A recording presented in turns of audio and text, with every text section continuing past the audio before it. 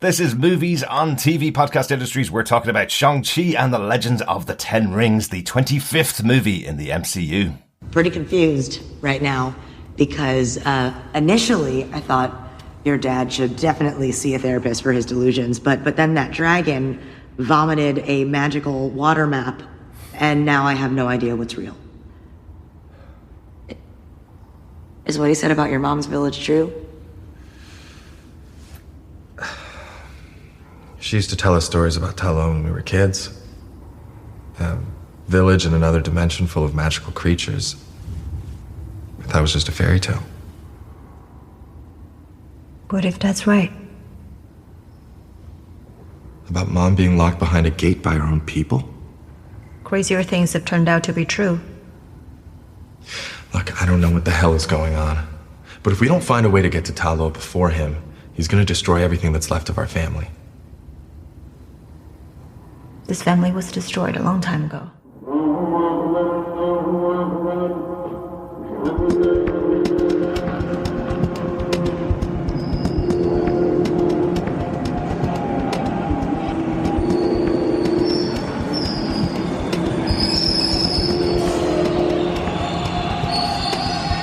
Welcome back, fellow defenders, to Movies on TV Podcast Industries. We're back in the MCU talking about Shang-Chi and the Legend of the Ten Rings. I'm one of your hosts, Derek.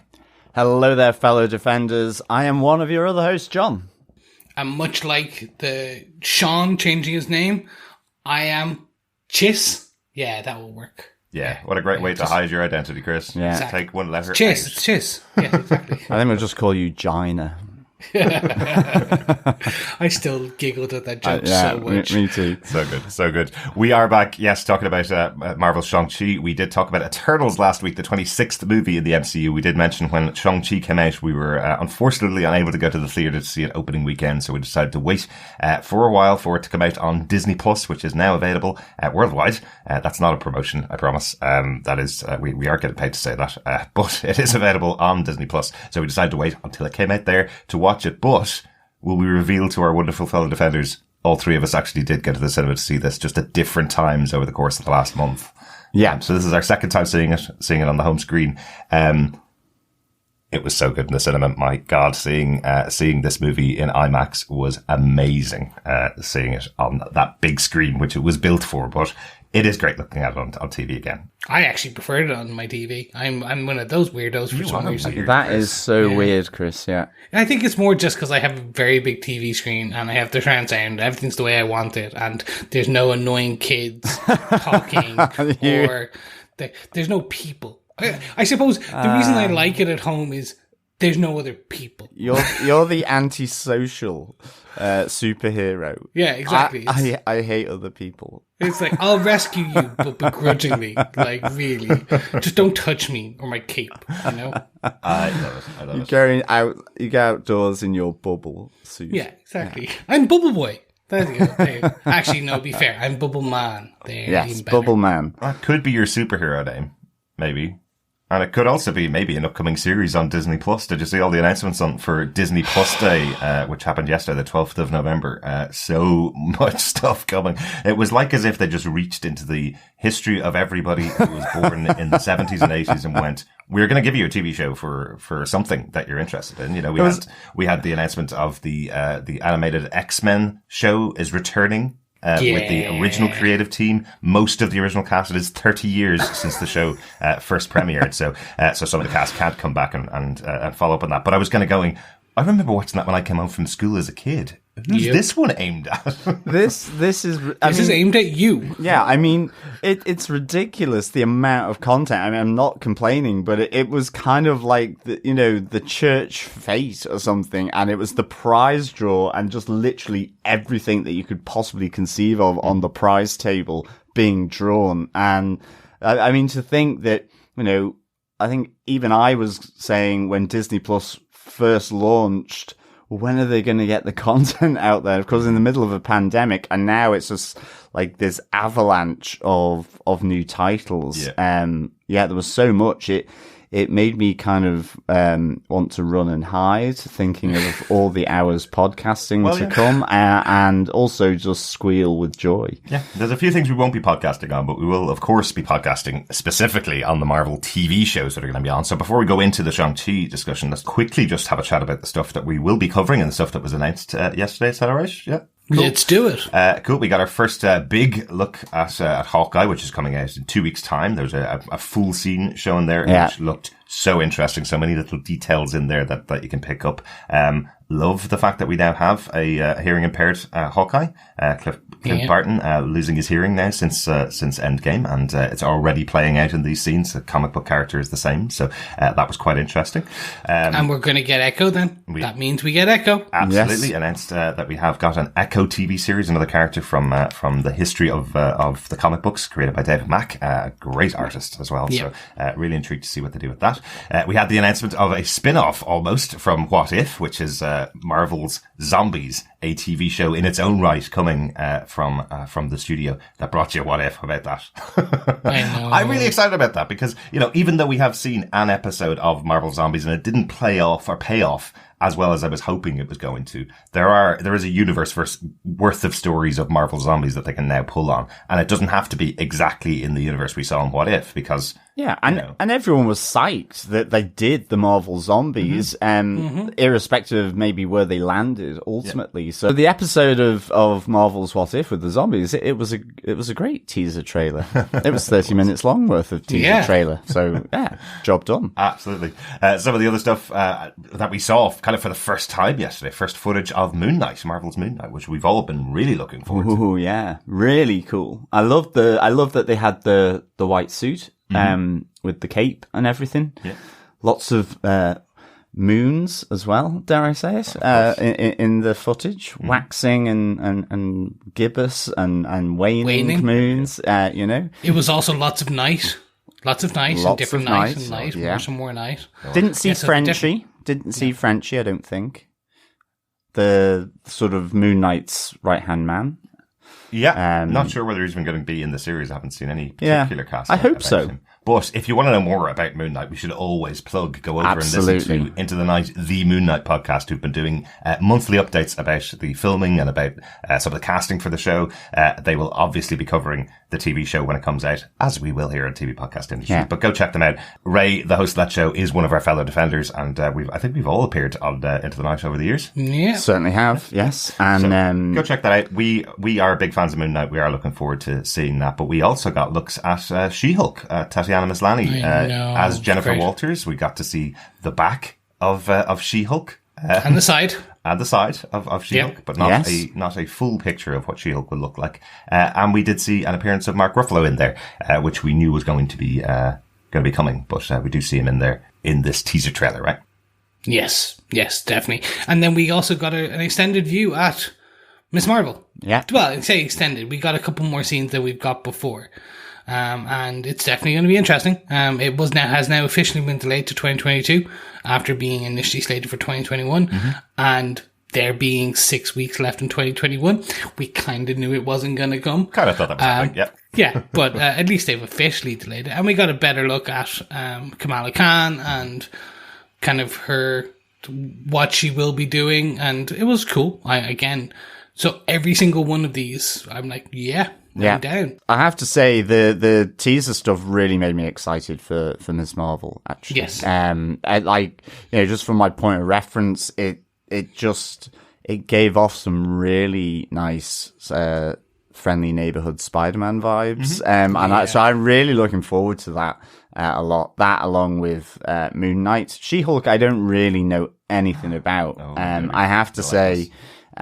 So, I mean, I'm just kind of looking forward to seeing that as a bit of a novice in a sense. I mean, I know she exists and I've read her in comics, but I just haven't really ever followed her own comic series. So there are some really interesting versions of She-Hulk, really interesting stories that she's been in. What's interesting, I suppose, about the She-Hulk TV show is that they're kind of advertising it as a 30-minute comedy. So, which is quite different. She-Hulk is a comedic character in the comic books. They do take a comedic look at her quite often. So it'll be interesting to see a 30-minute comedy in the Marvel Universe starring She-Hulk, getting people out of trouble as a lawyer, which will be quite interesting.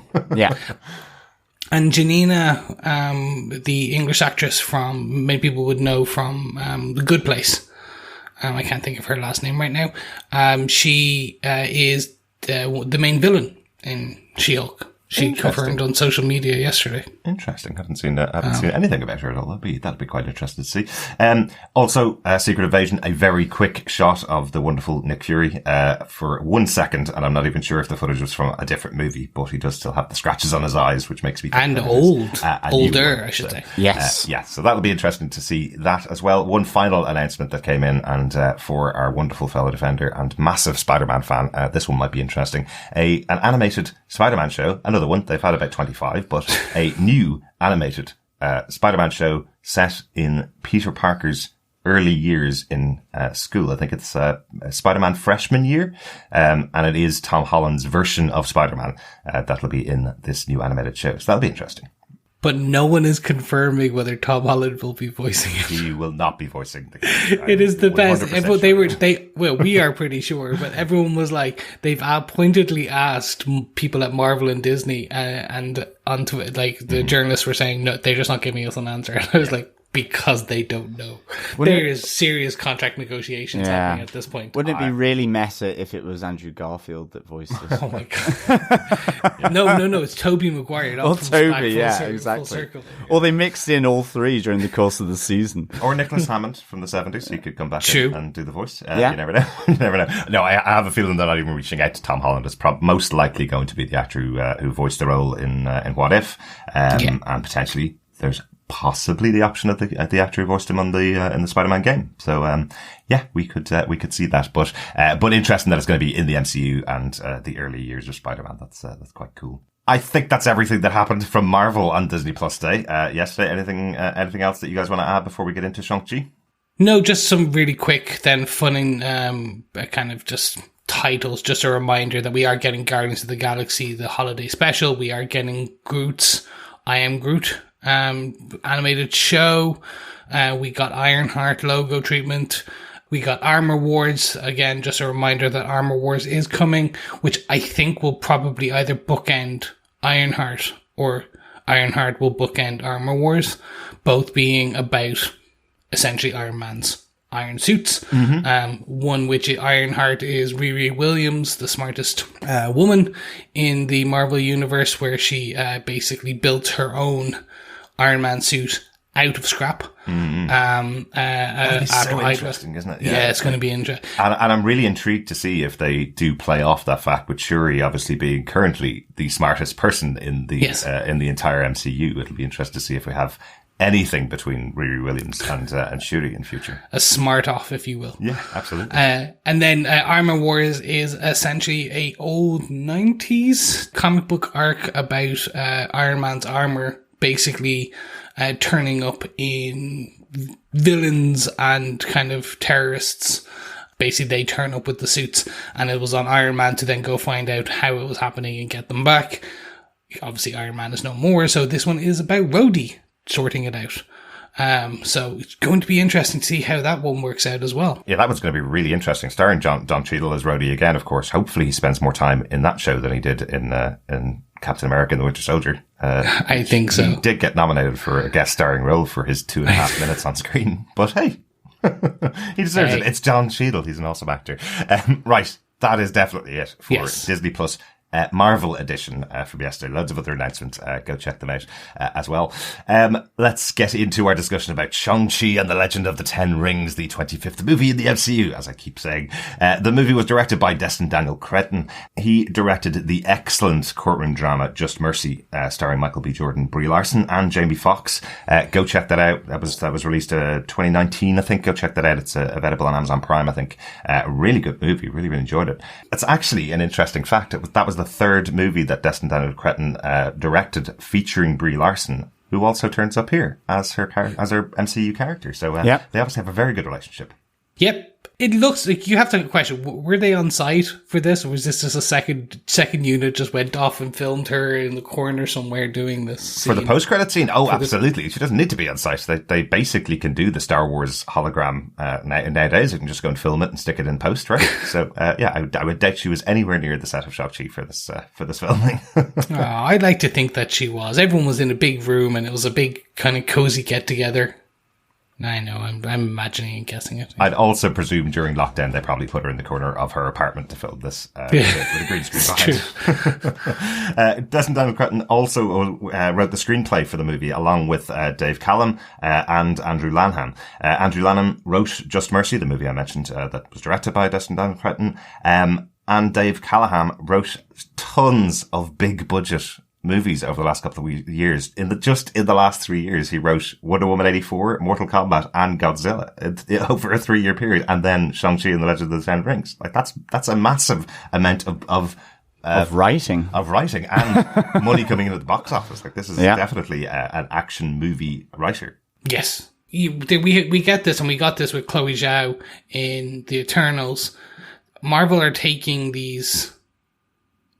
Okay, so Just Mercy was big, and it box office big to a degree, but I would say that his name is now more well known because of Shang-Chi, because of the both cultural impacts, but also the societal impact that it had, and much like the director of John Wick, who's now become synonymous with that type of action and stuff. I can see Cretton basically becoming synonymous with these really intense, both emotional and visually action-driven films. Yeah, I hope so. And, not to preview my thoughts too much, but yeah, he's been very successful with this movie. And I'm hoping that he'll come and do another movie like this, even if it's not Shang-Chi 2. Hopefully he'll come back and do another movie like this, even in any other action movie in the future. He is also credited with the story along with Dave Callaham, and the characters in the movie, once again, based on Steve Englehart and Jim Starlin's creations in the Marvel comic books. Great stuff. So just to mention that as well. A really interesting cast in here, a lot of first-time people in big budget movies. We have Simu Liu, who plays Shang-Chi, and we have Tony Leung in his first English-speaking role, which I was really surprised at, playing Wenwu. We have his wife, Lee, played by Fala Shen, Katie, played by Aquafina, Trevor Slattery, the return of Trevor Slattery, played by Sir Ben Kingsley. Zhai Ling, Shang-Chi's sister, is played by Menger Jiang, her first role in a movie as well, which is really, really interesting. Her first role in anything. Yeah. Plucked from obscurity into greatness, I think is the way I'd probably describe that. Yeah. Aunt Nan is played by the wonderful Michelle Yeoh, who I know all love on Star Trek Discovery. Has been fantastic, but has done so many great movies over the years as well. Razor Fist was played by Florian Monceau, and Death Dealer was played by Andy Lee. That's the main cast for the movie. John, do you want to tell us what all of these creative people did and what they gave us with your synopsis for Shang-Chi and the Legend of the Ten Rings? Sure. Sean and best friend Katie are living their life in San Francisco, parking cars for the rich elite of the city with the occasional joyride. They've known each other since Sean arrived in Katie's school as a young child with barely any English. When Sean falls an attack on himself on their bus journey to work, Katie learns he's been hiding a secret. His name is Shang, not Sean, and he's the son of Wenwu, the ancient and feared leader of the Ten Rings. Over the course of time, Wenwu has harnessed the deadly power of a weapon known as the Ten Rings. Shang-Chi and Katie travel to Macau to locate Shang-Chi's sister, Xiaoling, to warn her of a potential attack on her. Xiaoling refuses to listen to Shang, but both are attacked and brought to their father's compound. There they learn that Wenwu was testing their abilities as he needs them on a mission to find Tao Lo, the mystical homeland of their late mother Li. But their father has been possessed by an ancient spirit, the Dweller in the Darkness, preying on his hopes that his dead wife is alive in order to get access to the mystical city. Shang-Chi and Xiaoling refuse to believe their mother is still alive and refuse to help. They are imprisoned with the last person that crossed their father, actor Trevor Slattery. He and his pet Morris, a mythical Hundun, know the route through the deadly bamboo forest to the hidden city of Tao Lo. Escaping their father's compound, they survive passage to the hidden city and team up with his auntie Ying Nan and the villagers of Taolo and fight for the survival of both this world and theirs against Wenwu's obsession to break the barrier where he believes his wife still resides. Shang tries to prevent his father from further weakening the dragon scale barrier that is releasing soul eaters from another dimension, collecting human souls to feed and awaken the dweller in the darkness. As he faces off against his father, he is flung into the nearby lake, where his dragon heart awakens the Great Protector, who comes to join the fight. As he confronts his father again, he wins the right to command the 10 rings when he uses everything he learned from his mother to best his father in combat. But as the barrier has been weakened by Wenwu, the dweller is released from its prison to consume the souls of the living. He begins by draining Wenwu, who is killed. But with his sister and the Great Protector, Shang uses the 10 rings to destroy the dweller and accept his powerful destiny. Big movie with lots going on. First, obviously, story in the Marvel Cinematic Universe of Shang-Chi. So lots to cover, lots to kind of create this epic movie. Really, it's just over 2 hours and 15 minutes, I think, is about the runtime, which is actually not dissimilar to Eternals, which we spoke about last week. Eternals introducing 10 individual characters, Shang-Chi introducing this whole new world and whole new society that we haven't seen before. I was going to say 10 individual rings, if you will. Well, yes, exactly, exactly. What I was really intrigued to see, and I've read a lot of Shang-Chi comics over the years, but what I was really intrigued to see, researching for the podcast, is that this has really been a project that has been in development for many, many years. Stan Lee originally wanted Brandon Lee, the son of Bruce Lee, to play Shang-Chi back in 1990, I think it was, 1991, before the bankruptcy that almost killed Marvel Comics. But it was originally a plan that this was going to be something all the way back then. But there's also been directors attached to this movie in 2001 and 2005, 2 different directors supposed to be bringing this project to life. So really interestingly, we could have had this much, much earlier on in the MCU. We're now in phase 4. We're now getting brand new characters being introduced to the world of the MCU, but we could have had this character in much, much earlier. Yeah, it's interesting. To be honest, I guess things play out for a reason if you are to believe fate and destiny. And I think, I'm glad it's come out when it is. Mm-hmm. Because, it's able to link in with something, like with Wong. There's a lot of world building has happened in the MCU previously around, magic and mysticism. And so, in a sense, this movie doesn't have to deal with that. It can just sort of plunge you, right in. And, for me personally, this is up there with one of my favorite movies, because I just thought it was so well done. Mm-hmm. Just everything about it, just the performances, but just that lovely mix of the comedy side of it, certainly from Awkwafina, but also just the emotion. I think Wenwu is literally, and I put in inverted commas, the best bad guy. And I don't think he is a bad guy, but I think probably one of the best dubious characters ever in the MCU. If not, for me, my top character.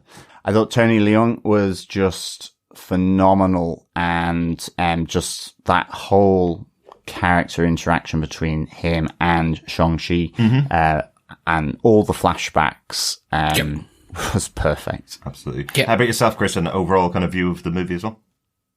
Overall, to me, out of the last 3, so this film, Eternals, and Black Widow, so the beginning of Phase 4, this, to me, has been the greatest.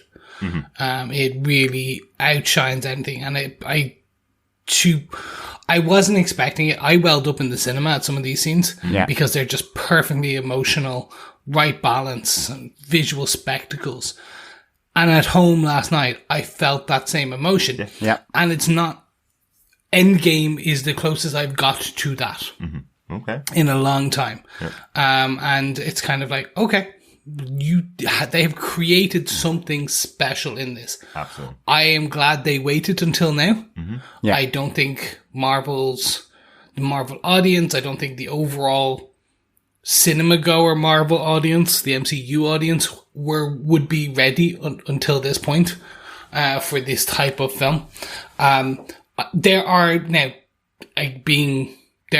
some problems with the film, and I think just the biggest one for me is they do the Marvel thing. They kill off the villain.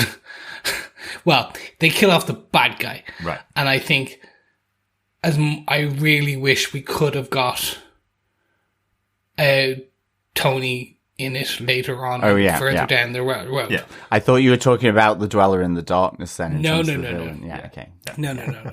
Apparently, he's immortal. Not Yeah, anymore. Not anymore. Not anymore. No. He's immolated. No, Yeah. that does not work. So close.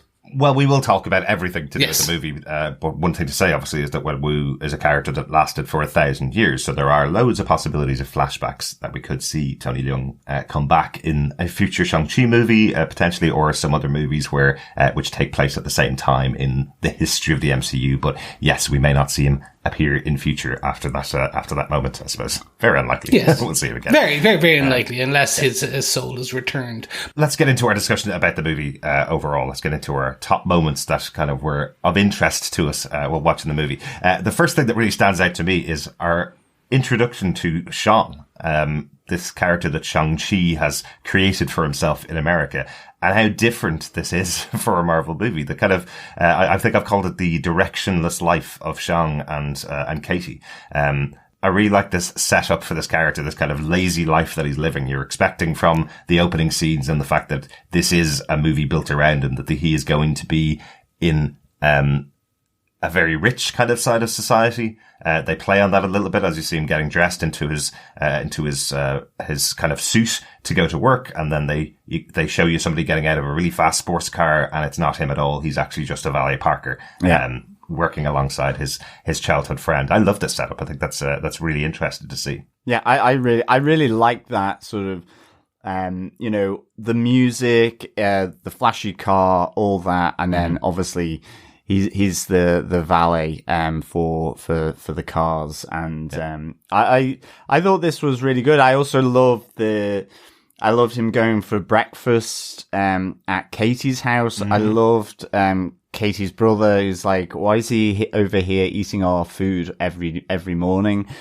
Just really nice. And that connection with, because this is, with Asian Americans and the cast, the direction, and that element of it, I really like, seeing the grandmother and the mother, having that kind of, cultural battle in amongst the family. Yeah. Like, I guess all families do for whatever reasons, whether it's just purely generational or whether it's, as an immigrant family, people who have brought up in their home country of China, and of the kids growing up in America, and all the different, sort of, just views that get thrown out. So I love the grandmother setting the place at the breakfast table for her dead husband, keeping the memory, the spirit alive, with the packet of cigarettes and the onion rings.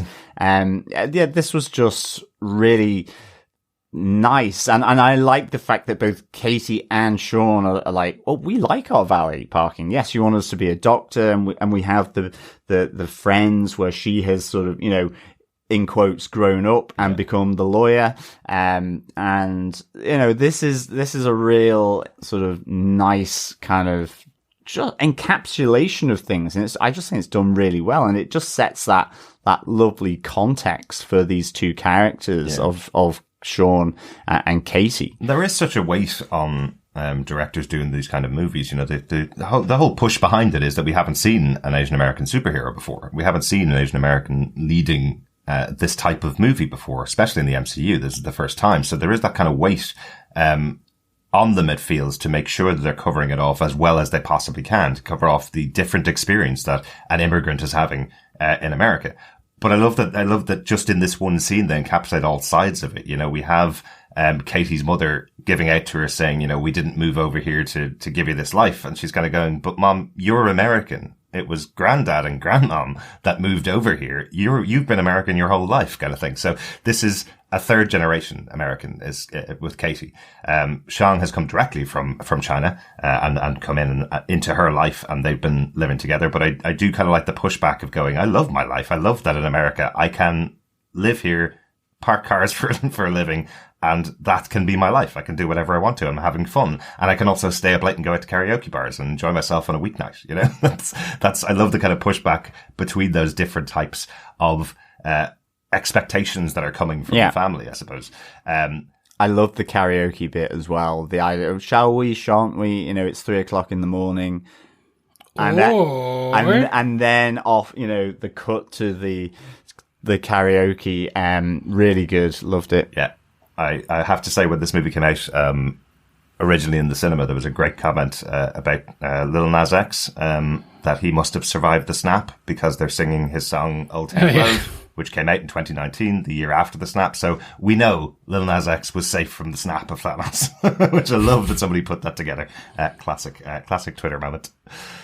I love that. Look, even the fact now that the snap has become like just a thing in the background for people, that like you see the discussion with the friend when they're sitting at the table, and it's like, you can't be like just valeting for the rest of your life. You can't have just directionless fun because we live in a world where you can just snap away half the population. Yeah.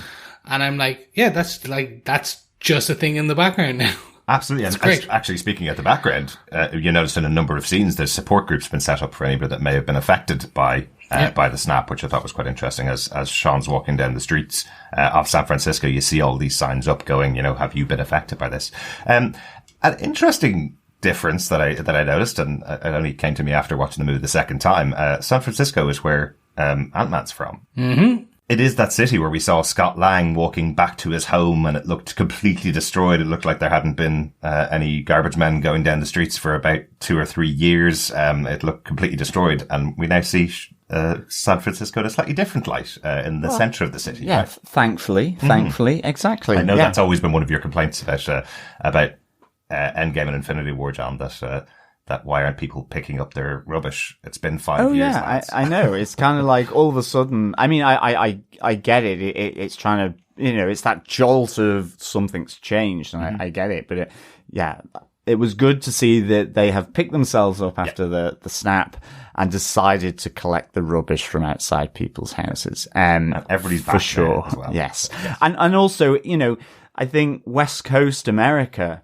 because that's part of America, and the same with Canada, with Vancouver, that faces the Pacific and to Asia, and that's where a lot of Asians have moved to America, is through that route. Mm-hmm. And you have that culture established within, you know, the great cities along the west coast of North America. So you know, it's a perfect place to set it, and you know, it's deliberate, and I really, really like that. And again, it just adds to the superheroes beginning to form on the west coast of America as well. Will we get the West Coast Avengers at some point in the future? I'm sure it can be set up that way.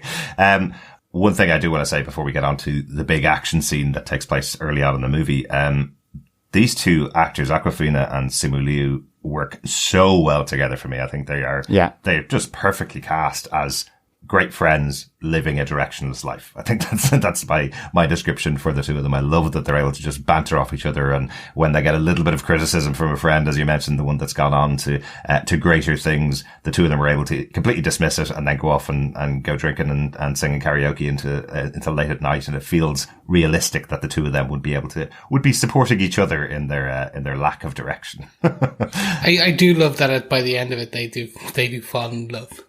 Or at least start dating. I was going to say that. I don't think they do start dating at all. I think this entire story is about their friendship and about how strong their friendship is. I'm really happy that Marvel didn't double down on it. Not saying that they won't date in the future, but I'm really happy that there doesn't seem to be a relationship between the two of them. They've gone through an experience together, and they certainly are in love. but everybody else seems to have that pressure on them of, when are you getting married? When are you getting a relationship? It's platonic. From at least for me, and I think it's really good because it's that support structure of friends which you see as it moves through the movie, and certainly given the jolt to that with what happens in San Francisco with the battle on the bus, and also in Tao Lo later, where we hear that Shang-Chi did go and, carry out the orders of his father.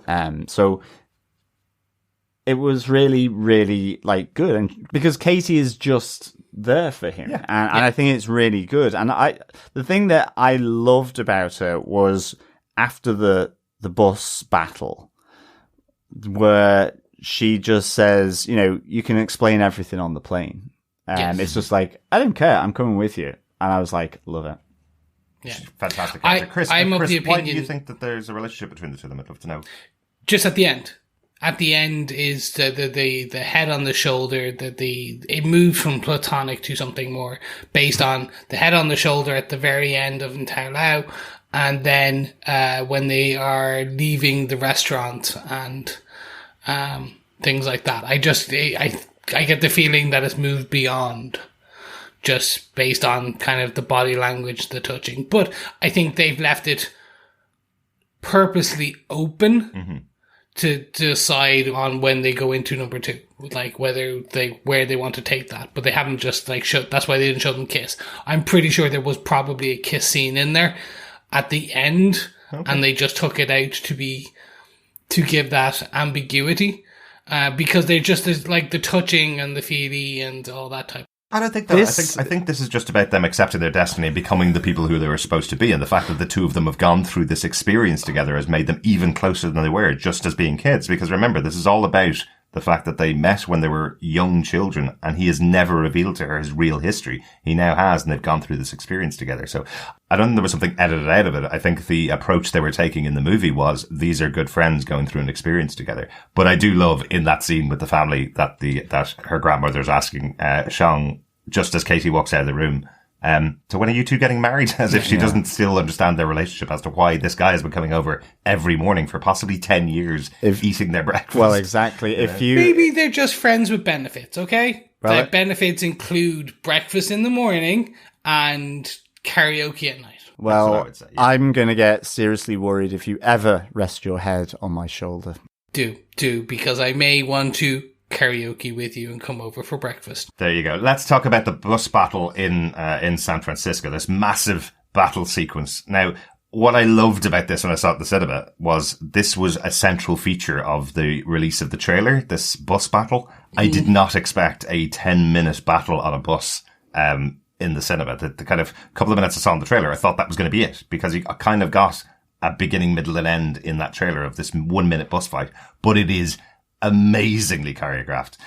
If you guys haven't seen the making of documentary that's on Disney Plus, there's the assembled documentary. It's about an hour long. It's definitely the best one that Marvel have done for any of the movies or TV shows that they've done. They really gave a good background into it. But one of the elements that they say about the bus scene that I thought was really interesting was the two of the stunt coordinators had worked with Jackie Chan in the past, and what they were trying to emulate in here, what they're trying to put into the performance, was the way that Jackie Chan uses everything around him in his battles, that he's not just punching people in the face, that he's using everything around him. And that's what we see here with Shang-Chi when he is kind of freeing himself from that persona that he's put on in front of Katie in the past. We see him fighting in an amazing style through in and outside this bus. Oh, the bus battle, there are some really, really slick moves. I love Shang-Chi's move to get into the driver's seat. It's just so unnecessarily complicated, but amazing. He's hanging off the side of the bus, using that environment, as you say, but also, the comedy aspect of, whether it's Razor Fist's Blaze getting a little too close to his junk, whether he's using the laptop, whether he's just sitting down and waving to someone in the middle of the fight. There's some nice little nods here to that style of Jackie Chan as well. Yeah. And of course, the other great thing is all through this, you've got Katie going, what's going on here? And then, because she likes a good joyride, she's a good driver. She takes over to try and sort of wrestle control of this out of control bus. A bit like Speed. Well, absolutely, yeah. I'm sure that's a reference for it. I did love that they had shown earlier on that Katie is an amazing driver because she did do that joyride in the amazing sports car. So she could take over this bus and at least keep it on the road. But I thought this was stunning. That was an amazing scene. Yeah, no, I absolutely loved it. It's going to be something special when you have the guy from Spider-Man Homecoming, which is, hey, you the Spider-Man off YouTube? Do a flip. And he goes, hey fam, I'm back again. Now I've done some jiu-jitsu and karate in the younger years, so I'm going to grade this fight. And you're just like, okay, they're starting up with the comedic element, and then I'm like, oh. So, because when I saw this in the cinema, I was like, I've already seen this fight. Right. I've seen this in trailers. I know how it's going to happen. And like you said, the assumption is with today's trailers, pretty much like most of the scene has already been shown. Mm-hmm. I was so wrong. It's fantastic because it just extends and continues out, and just there's just all the bits that you guys have discussed. And for me, it shows some of the different styles and the different techniques that Simu Ling, Shang-Chi will show. So you do have him like swinging out of the bus. Mm-hmm. So you get to understand some of the gymnastic aspect of him as a character. And that is brilliant. And then you still, as you said, you still get to see the base character of who he is. So the kind of winking and waving at the girl, grabbing her laptop, like getting it cut in half and then giving it back, going, sorry. Yeah. I mean, do you know my favorite little piece of trivia another one of my favorite pieces of trivia that I've heard this week is that because that's a Hewlett-Packard laptop that she's using, even though it was cut in half, it's okay. She'll be able to recover her PhD that she was working on because the hard drive in a Hewlett-Packard laptop is on the left-hand side. So she's okay. I love that people research this kind of stuff. Yeah. And I could just read it out on the podcast. That's it. And I mean, like, I loved the move with his jacket where he's taking it off and putting it back on again whilst he's fighting the guys, and the sort of the double leg kick to the sides. Oh, yeah. And they were just like phenomenal for me. I was like, this is so awesome. And one thing that did twist quite well from the trailer to the movie, Awkwafina driving that bus, as I mentioned, she is a very competent driver, and that's set up in the movie. But when you saw it in the trailer, it looked like she was going to be doing the Sandra Bullock thing from Speed, where she was going to be screaming, going, oh no, don't leave me in control of this bus kind of thing. She's perfectly in control of it, but she's kind of laughing at the end when she finally gets stopped by the dump truck driver, and laughing, going, we make a good team. We're able to stop the bus, I like that she's very active in this. She's involved in the resolution to it. She's the one that does the hard right turn, which allows the bus to split in half, sending Razor Fist off into the distance. Unfortunately, he does get what he was looking for, which is the token that's on, that Shang-Chi has been wearing around his neck from his mother, when he was younger. That's pretty much everything on the awesome bus battle. But can I just mention, there's a character called Taserface in Guardians of the Galaxy where they spend pretty much half of the second movie slagging off this awful name that he's chosen for himself. And here we have Razor Fist, and not one person brings up that his name is awful. No. If anything, they like his style. Basically, when they get into the car later on. Yeah.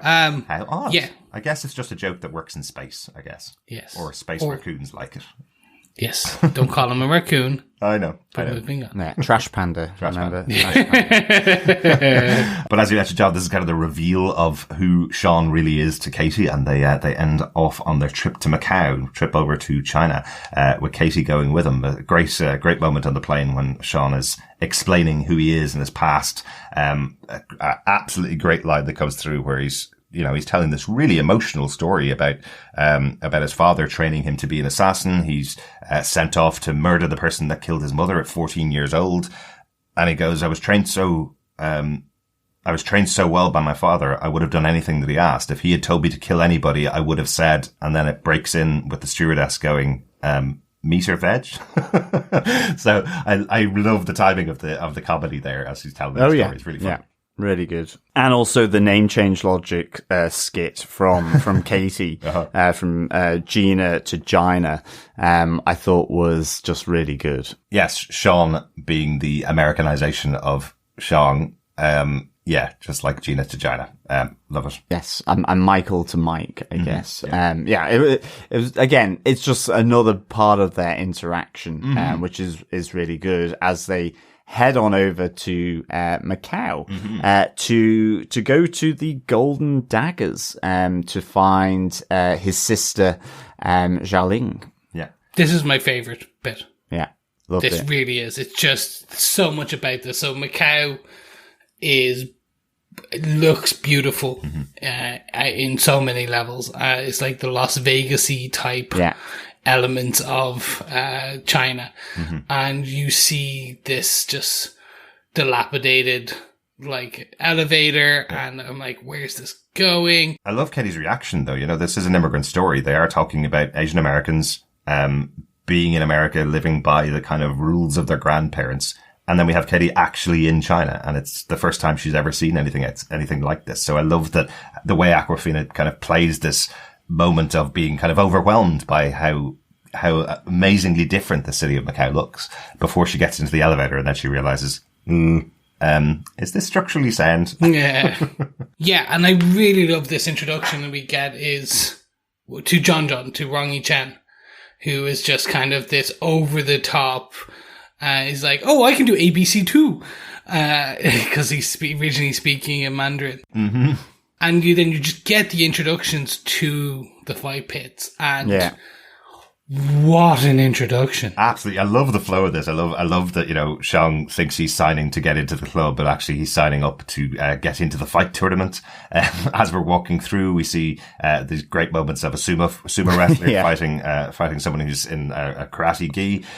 We've got a Black Widow is in a fighting ring there as well. Yeah. And we also have someone powered by Extremis in one of the other places. I love this. This is one of those ones that was great to watch on TV after seeing it at the cinema, because you knew it was coming up, so you're able to pause a little bit and see some of the other fights going on. But you're right, Chris, we do get quite a big battle going on in the arena. I wish this had been kept a little bit more silent before going to the cinema, but it is great seeing Emil Blonsky, who is Abomination, fighting the wonderful Wong from Doctor Strange. Benedict Wong back in the role for the first time without Doctor Strange. Yeah, exactly. I love this. I love that they had Wong throughout this. I loved his use of the sling ring to use Abomination's punch against himself with, you know, the little sort of off the cuff remark of, now you know how it feels. And ultimately these two anyway are seemingly sort of sparring partners anyway as they head off after the fight. Really nice touch here with Benedict Wong. Coming back as Wong, and this whole fight pit thing was great. I love that, you know, Shang-Chi is now known as Busboy because of the video being taken by the YouTuber on the bus as all the fights going on, and elevated himself from parking cards to Busboy. And fantastic. But it's just as you say, Chris, it's just that feel. It's like this unregulated sort of anything goes. It's dark web, baby. It's drink, it's neon lights, it's money, it's you name it. That is just that vibe is so great in this. And again, then to have Shang-Chi, you know, and Katie betting against him, which I really like. Again, pocketing a load of money. And it seems to be as well now, maybe not, but the slow-mo knockout, sort of look is a new Marvel featurette. We saw it in Loki, with the sort of, cheek wobble. And we see it here with Shang-Chi when he, you know, when ultimately thrown into this ring, he is fighting his sister, which was really good. Yeah. You know, before we get to this fight with the sister, just on the Wong and Emil Abomination. Yeah.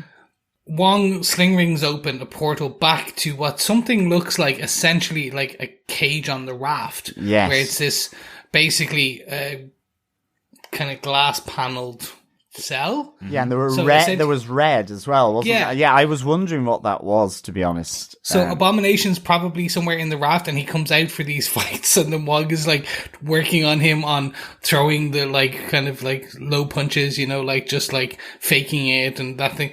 So I'm like, I want more on this now. This is what I want. I'm like, what side gig does Wong have going on? We need more information.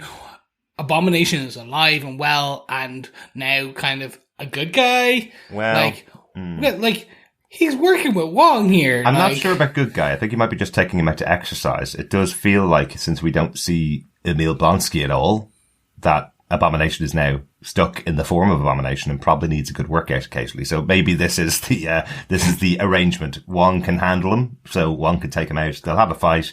It's been established in the MCU that Wong is absolutely broke. He doesn't have a penny to his name. He couldn't even buy a sandwich for himself. Well, that's true. Back in Endgame, the last time we saw him. So maybe this is just his way of making a bit of cash, so he can buy sandwiches for himself. But we will see more of Abomination. Has been confirmed that the character will appear in She-Hulk, so I'm sure this is just a little bit of setup as to where he might be during this time. So he may be on the raft after the Battle of Harlem, wasn't it? The last time we saw him, when he fought against the Incredible Hulk back in that movie, which is once again being incorporated back into the MCU again, which I love. I mentioned it last week on the Eternals. We had a piece of feedback saying they were hoping that Marvel wouldn't ignore everything that happened in the Eternals because of some bad press. Marvel doesn't do that. They literally go, you know what? We're going to take it and we're going to make it even bigger, and we're going to make this essential for you. So if you don't know who this character is, you need to go back and watch that movie that you may have skipped right back at the start of the MCU. Yeah. It is one of our points, but it's like the introduction of Trevor in this movie, which was, is Marmite for some people, I guess. Mm-hmm. Absolutely. But let's talk about the fight with Xialing, the introduction of Shang-Chi's sister. This is really well choreographed. It's not just the fight. I like that they have her thinking back on the last times she spoke to Shang-Chi. There's a really good use of flashback throughout this movie, I think. Yeah. It's not just flashback to a specific scene. I like that every flashback kind of gets expanded as the movie goes on. And it gives each person's perspective on what was happening in those scenes, including Wenwu, Xialing, and Shang-Chi, all comes out over the movie. It's all of their perspectives. Each person is affected differently by those moments, we see that she's been left behind by him. We have that conversation later on, and I like that this is playing out in her mind. She's about to kind of walk away when Shang says their father's coming to get her. She's about to walk away, and then she remembers why she's so angry at him, that he left her there in her father's care when she was only, about 6 or 7 years old? Yeah, and which gives us the slow-mo knockdown when it comes back out of the flashback. Mm-hmm. The fight, it's the literal fight between them, but it's that sibling fight that's happening around all that pent-up anger, frustration, disappointment, you name it, from being siblings. And I thought this was really good. And again, Xiaoling, what a great sort of response or riposte to Shang-Chi. He didn't come back after 3 days. 3 days turned to 1 week, to 1 month, to 1 year. And I love that she says, and after 6 years, I realized I didn't need you. And creates the golden daggers and has her own life. And, even seeing her as the little girl watching, being prevented from practicing with the army of the Ten Rings, she's off training herself. And again, there's that nod in the movie as well, where she says, I watched them train and then I did it better. It was like real, like the self-determination, the self-resilience, of her. So I loved this character, and the strength that she had, and just all the way through the movie. But this fight was just that great introduction to her. Yeah. This for me was just, I love this. For everything you guys have said, but for me, it's just the choice from a directorial cinematographer point of view, and literally just the angles, I think, that he chooses when he's swinging the camera around as to follow the action of the fight. There's just a choice to keep certain kind of either the faces or kind of the different parts of the torso, it just in the center of the shot, so it swings sometimes. So as a way just to kind of draw the eye. So you're drawn to the fist or the kick, or just the where, say, when Sean, when Sean is about to hit her and then stops because of the choice that fist is in the center of your eye line. It's the center of the screen. And a lot of these, because it was filmed in IMAX ratio, it's filmed widescreen, it's filmed in the Marvel, the niceness. When you have a film that big, a screen that big, having it centered as well is very useful. Yeah. But it was just that it's a choice. Like, other people have them in different sides of action, but a lot of these kind of key fight scenes have a center point where your eye is drawn, and then everything else kind of spans out. Absolutely. It's so interesting, again, to highlight the making of for this movie. The director is so central to this, but he has got fight coordinators in there. He has got action coordinators in there who are creating the fighting to make it look really realistic. And he is so good at the placement of where he wants this action to take place in camera. It works really, really well. You're totally right, Chris. Speaking of battles, the scaffolding battle outside of the club is amazing. Yeah. This is one of the most interesting fight scenes I've seen on screen in such a long time. Just the dance that's going on as Shang is swinging through the scaffolding. Katie is falling off the side of it, and Xialing comes back to help them out. So we have not just 3 or 4 tiers of fighting going on.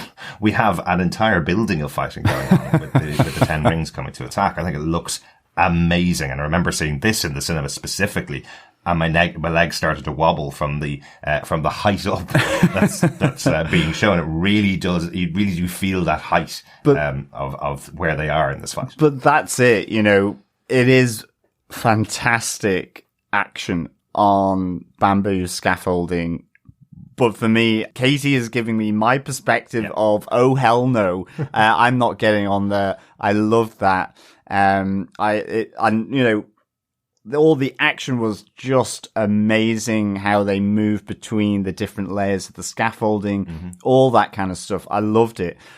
But I was always there with Katie, from the start of, I'm not getting on that thing, to when she's, hanging out on a limb. I mean, whatever about falling and, being caught at the last minute by Xialing,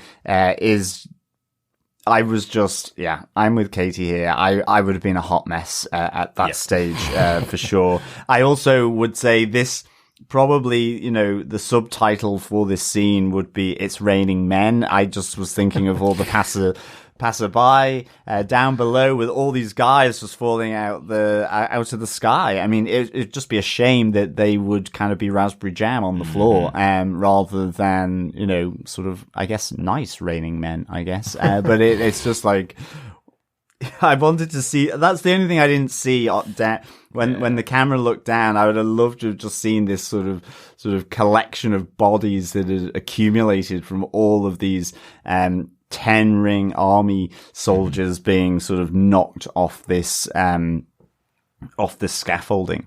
Yeah, but it was great action. Loved the perspective of Katie. It really brought you into it, as the audience. So yeah, this was cool. Yeah, really awesome.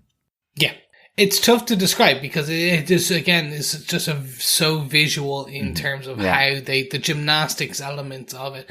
This, if anything, reminds me of like Tony Jaa and like from like The Raid, where there's elements of almost parkour. Yeah, parkour. Yeah. To it as they fight and punch and kick, and you see Shang-Chi trying initially not to kill people because he wants to, or to kill the last person because he wants to find out kind of why they want, where is everything, where's the dad, and then you have the sister just kind of axe kick down, go, don't care, bye. Has America made you soft? You know, Yeah. this is very similar to her character in the comic books. Now, the story of Shang-Chi in the comics is very different from what we see on screen here, but his sister is still heavily involved in the Ten Ring Society, or the society controlled by his father. That changes quite a lot in the comics. She's still heavily involved, and Shang-Chi has separated himself from that society. So I like that they still incorporate that here. She's a darker character than Shang-Chi. She is still kind of going along the same side as her father. She is willing to bend the rules and willing to be on the other side of the law, where Shang-Chi definitely doesn't want to murder anybody. That's kind of where it is.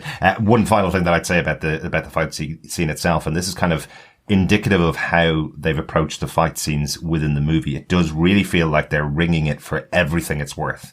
They're effectively saying, we did a bus fight scene and we are using it, so no other scene that will ever be filmed on a bus with a fight sequence going on can think of anything that we haven't thought of. And they do the same thing here with the scaffolding scene. There's so many great moments in here that they're ringing it for everything it's worth. Even that great scene where we have Katie being attacked by one of the 10 rings, and it turns out it's taking place in the window behind her, and they flip the camera around to see what she looks like in the real world before she's hit. I love those elements that they put in there. It's like a statement of intent going, you wanted a big action movie with, one-on-one battles going on, and we're taking place on scaffolding. You will never see another movie taking place with a fight scene on scaffolding that will be able to do anything that we haven't done before. Yeah. So, totally big props for this fight.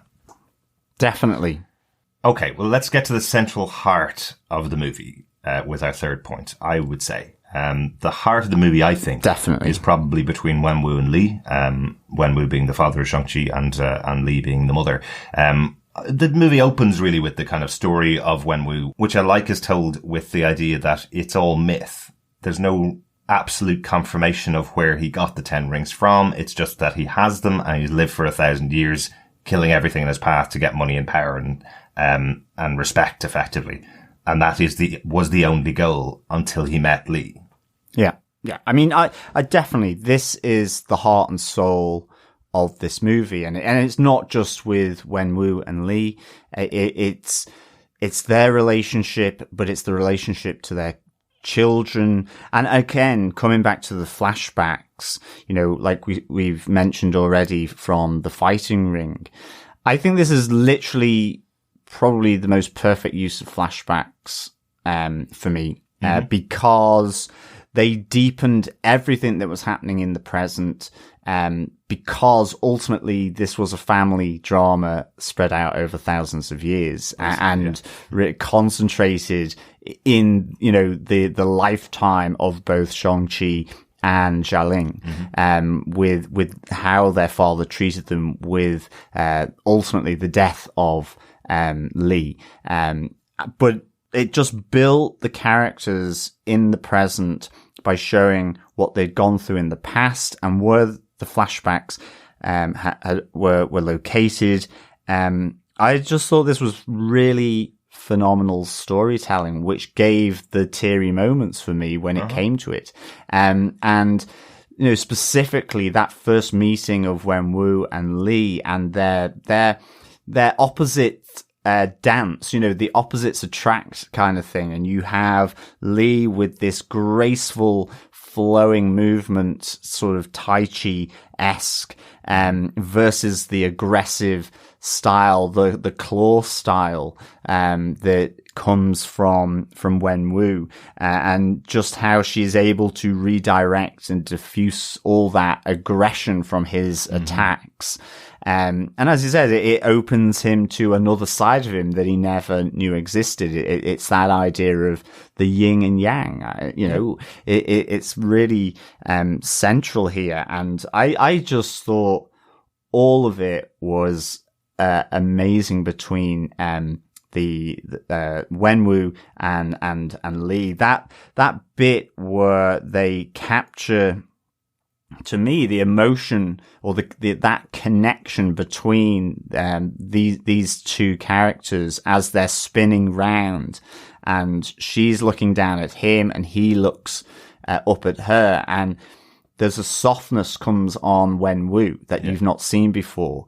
And like, that was just phenomenal. And then they repeat that with, I know I don't mean to jump ahead, but it's just that they repeat that when he's fighting against his own son, right at the end. But the faces are different. It's, you know, Shang-Chi has the look of wanting to battle, but Wenwu, it's almost like sad because it's come to this between the two of them. And for me, that might not be the best description of it, but it's just all these flashbacks and all this setup with Wenwu and Lee adds to that, and with that little phenomenal music as well, which is really sort of helps pull those heartstrings for me. This is why this is in my wheelhouse, and I love that Tai Chi action. I mean, I loved all the action here, but there's something about that, and we see it with Ying Nan as well, the auntie. It's just so pretty, very, you know, and flowing and graceful. Yeah, this, I agree, total heart and soul of the movie here that connects through this family drama effectively. Absolutely. I know it's sometimes difficult to wonder why movies cross over from some cultures to other cultures. You know, these scenes here reminded me of House of Flying Daggers and Crouching Tiger, Hidden Dragon. These beautifully shot scenes that do translate from, you know, the other thousands of movies that China releases every single year. These kinds of movies which have taken the idea of people punching each other in the face, highly trained people punching each other in the face, and turned it into this beautiful dance that can be understood by everybody around the world. And I think they accomplished that here in Shang-Chi. They really have created something that is beautiful to watch. And as you say, you can see the emotion in the scene. You can see that playful meet cute that you get in every other movie. You can see that in there in this fight. It's effectively a character like Wenwu, again, who's lived thousands of years and fought entire armies on his own with the use of the 10 rings. He turned up to this place, the entrance to Tai Lao, effectively saying, I'm going to take this city because I get everything I want. And walks in using the 10 rings. He sees Lee there. He goes, well, I've got these basically. And she just looks at him and goes, is that all? You know, 1,000 years he's really effectively ruled and taken everything he wanted. And this woman looks at him and goes, that's nothing to what I have. And she has the power of the Great Protector. She has this amazing style, which is the exact opposite of how Wenwu fights. Wenwu fights with aggression. Wenwu fights because he wants to win. He wants to get what he wants. She's fighting to defend her town, her village, and defend her culture effectively, versus this guy that wants to take over. And it is so beautifully shot. There's so much in it. Really, really good. Yeah, it's also that connection around the, you know, the 10 rings, which I love how they're realized in this as his bracelets on his arm. You know, you see when he fires them up how it infects through his veins as well. Cool. Yeah. And when he activates it, but also then as Lee takes control of them after he's flung them at her, that they turn this golden fiery color, not the icy blue that they are when Wu has control of them. And again, this is returned at that final battle with Shang-Chi and Wenwu. Yeah. And so these sort of symbols, and just how they are, sort of reflected in this, you know, whatever about just the fighting action sequences, then all this level of the rings flying around. It's so beautiful. Yeah. It was just like incredible. I loved it. Absolutely loved it. Yeah, so good. Okay. I didn't know if they could get away with putting in a Crouching Tiger, Hidden Dragon style, because it is a lot of this film is taking some of the best action films or kind of martial arts films that you've seen. So the Jackie Chan inspired fight scene, the Raid inspired fight scene, the cage match inspired fight scene, and then this, which is essentially the Crouching Tiger, Hidden Dragon, House of Flying Daggers kind of arty type fight scene. And it pulls it off so well. And I think it's because it's trying to get across the story. It's not trying to emulate it. It is not a clip show of great action sequences from previous movies. It is telling you the story in a really good way. I think that's why they've achieved it so well.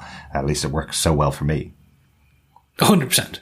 Because coupled with it, after the fight itself, where they fall in love effectively, we have those visitations from Wenwu to Lee from then on. He's bringing her picnics. They're discussing discussing everything about the world. He's being taught this new style of fighting, not with aggression, but with protection, with a relaxation almost to it. We have the creation of their relationship, that she leaves her post as the protector of Tao Lao to go with him, and he gives up the 10 rings.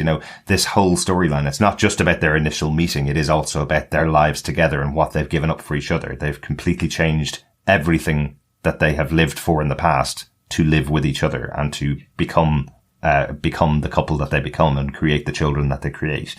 And Wenwu's lovely. Wenwu's a lovely human being from this point onwards. He was an aggressor who killed thousands of people over the thousands of years that he was alive. He was Genghis Khan. Basically, yeah. I think he calls himself the Khan. Yeah. He went on the scene where he kind of talks about his many names. Mm-hmm. He essentially he's Genghis Khan. He's the ultimate warlord. He is the great ruler. So some of the pre-Chinese dynasty, great warlords, and then he talks about how he's Genghis Khan, and then beyond. So he admits that he has many names. Yeah. But then he gives it all up. Absolutely. So whether he's a bad guy or a villainous character in this movie, he certainly was for thousands of years before meeting Lee. Yeah, and I love that juxtaposition of, the dancing game with the kids as well. Uh-huh. Because, as I say, it opens up with him effectively taking on an entire walled city.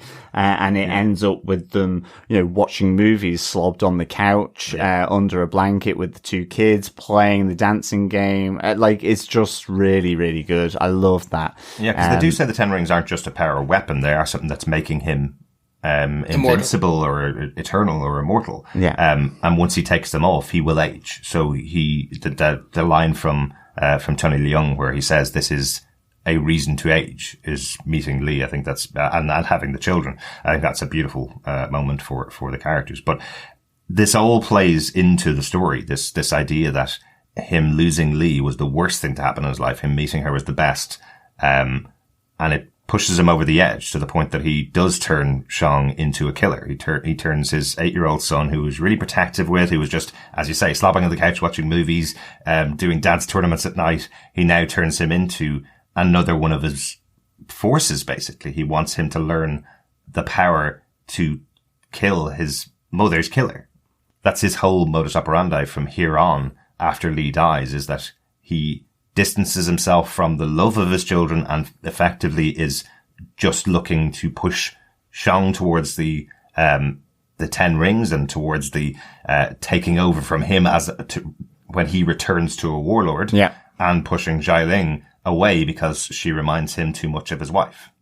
Yeah. Yep. And I mean, it's so brutal, just what the young Shang-Chi has to go through. Mm-hmm. I mean, with the bloody knuckles, I mean, where he's being smacked by big hefty sticks, I was like, I just wouldn't be able for that. Yeah.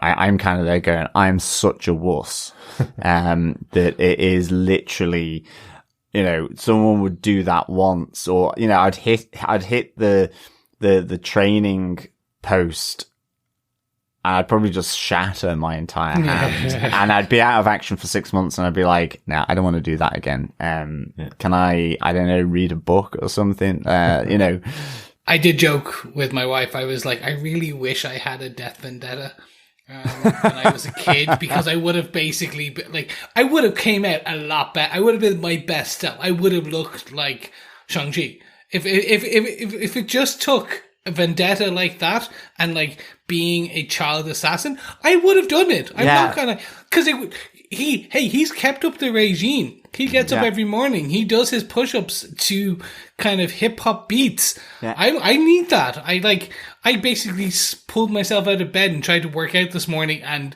it took about 2 coffees to even get going.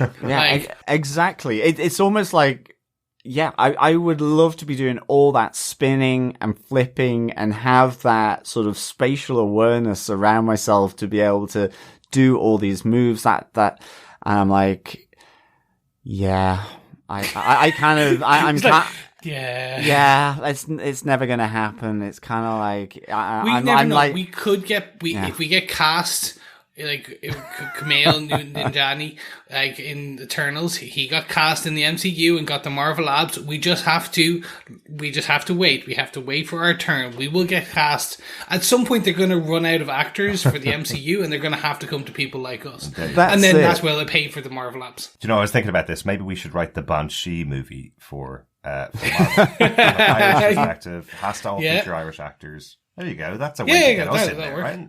Yeah, there you go. That does it. Sean Cassidy. But I do love the young actor who plays Shang-Chi here, and especially the youngest actor, because you get more of him on screen, and it does come across that what his purpose is after losing his mother is to please his father. He is totally in love with Wenwu. He totally wants the respect from his father, and you can see it from that first moment when he's being taught and effectively does break his fist when punching that pole, the blood coming out of it. You can see that he's pushing himself for his father's love over and over again. Even after seeing what his father does to the people that he feels are responsible for the death of his mother. That's a fantastic scene where we see on the face of young Shang-Chi him watching his father take out this entire group of bad guys, effectively, who came to kill his mother. Definitely. It's such a great scene when we see it all in the mirror played out. Definitely. And he is as well, as you say, he's looking for that affection, the love, the acknowledgement of his father. But it contrasts with how he got that from Lee, his mother, in such different way.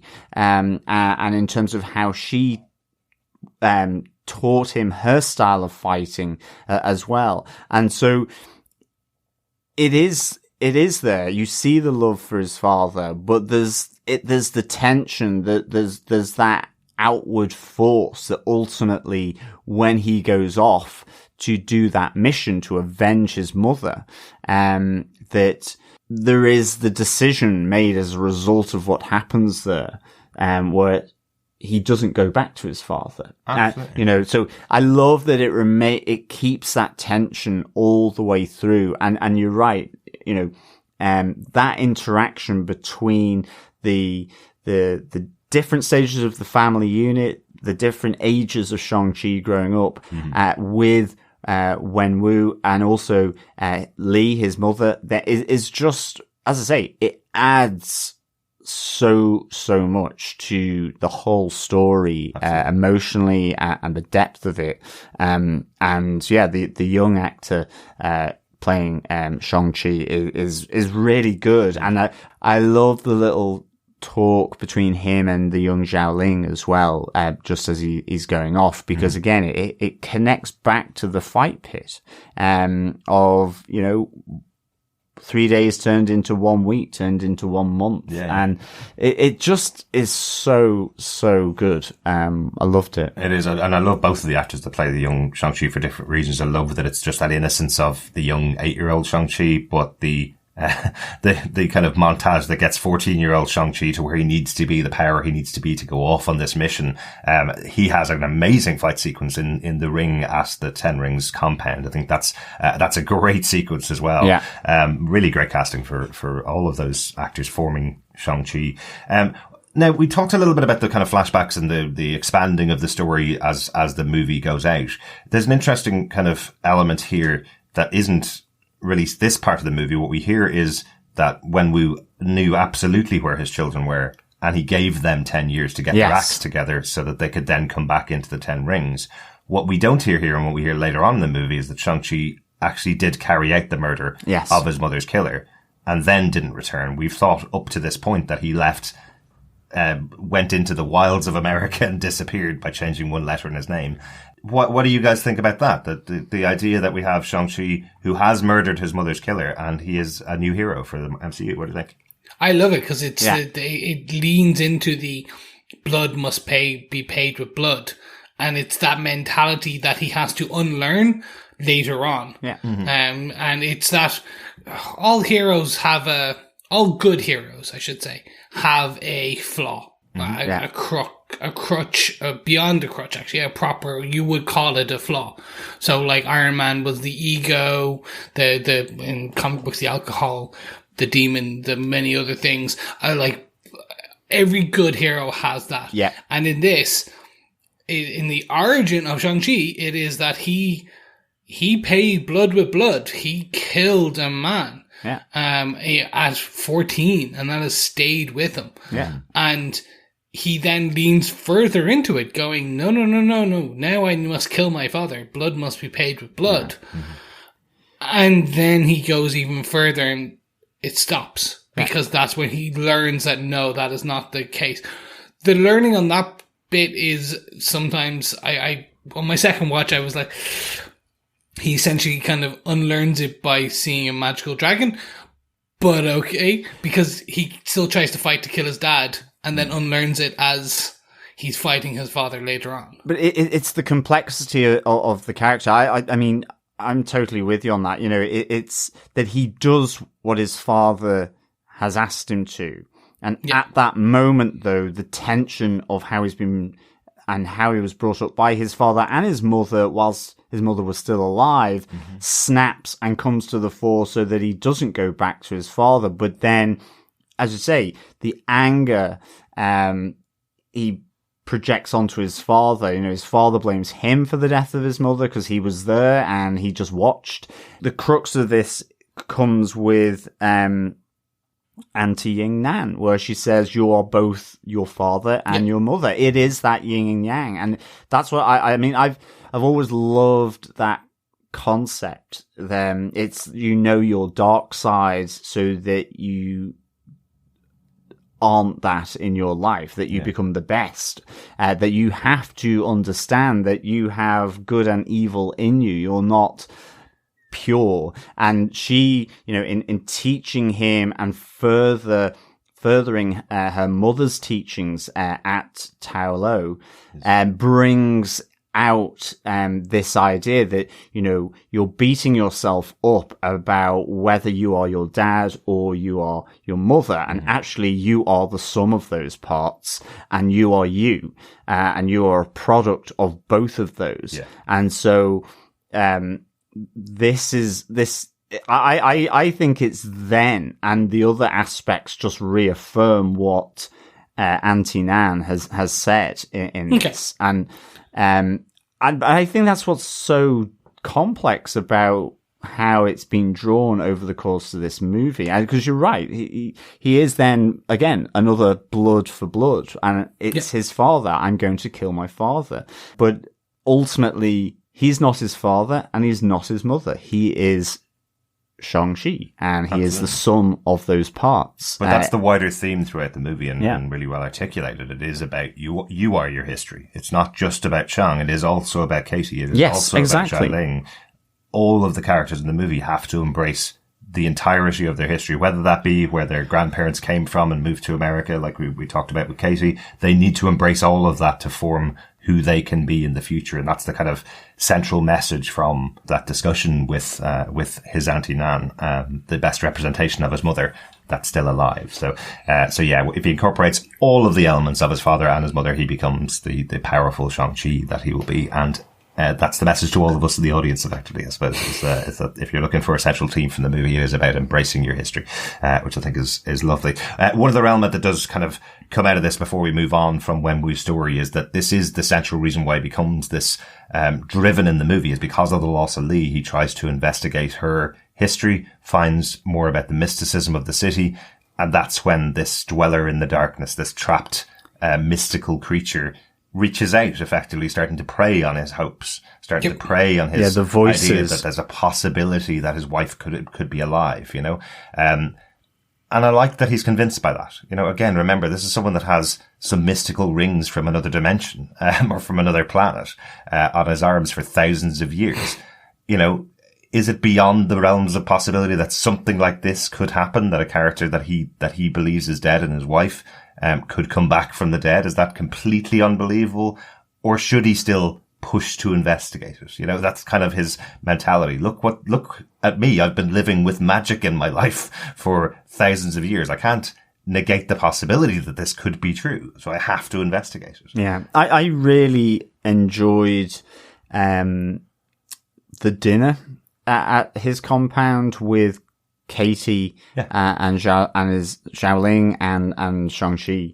I love that dinner where he recalls his wife's death and this new mission. And also, you know, about the names, you know, he asks Katie, American girl, and it's Shang-Chi. It says her name's Katie, and he says, well, what's your Chinese name? Mm-hmm. And just bringing about how, you know, that your names, link you to your ancestors, to your past, and so on, and recalls his wife, his wife's death. And as I say, this new mission, of Tao Lao before, using the two, sort of green stones to form the dragon's eyes on the frieze at his compound to show, so you know, it's really good. Yeah. But I found that again with flashbacks in, as he's telling this tale over the dinner table, I thought that was really, really nice. Because, you know, food, family dinners, whether it's Christmas or birthdays or whatever, reunions, then it's like, it's like that reunion. It's like it potentially could go well, but it doesn't. Yeah. Exactly, especially because they end off in prison. Exactly. So how much less well could it have gone? What do you think, speaking of the prison, what did you guys think of Trevor's return? For me personally, I loved the return of Trevor Slattery. I thought this was fantastic. I loved him in Iron Man 3. I thought it was a really good sort of just comedy nod, irreverent to the source material and so on. I loved the one shot where he is in federal prison and is effectively taken out by one of Wenwu's minions and brought back to him.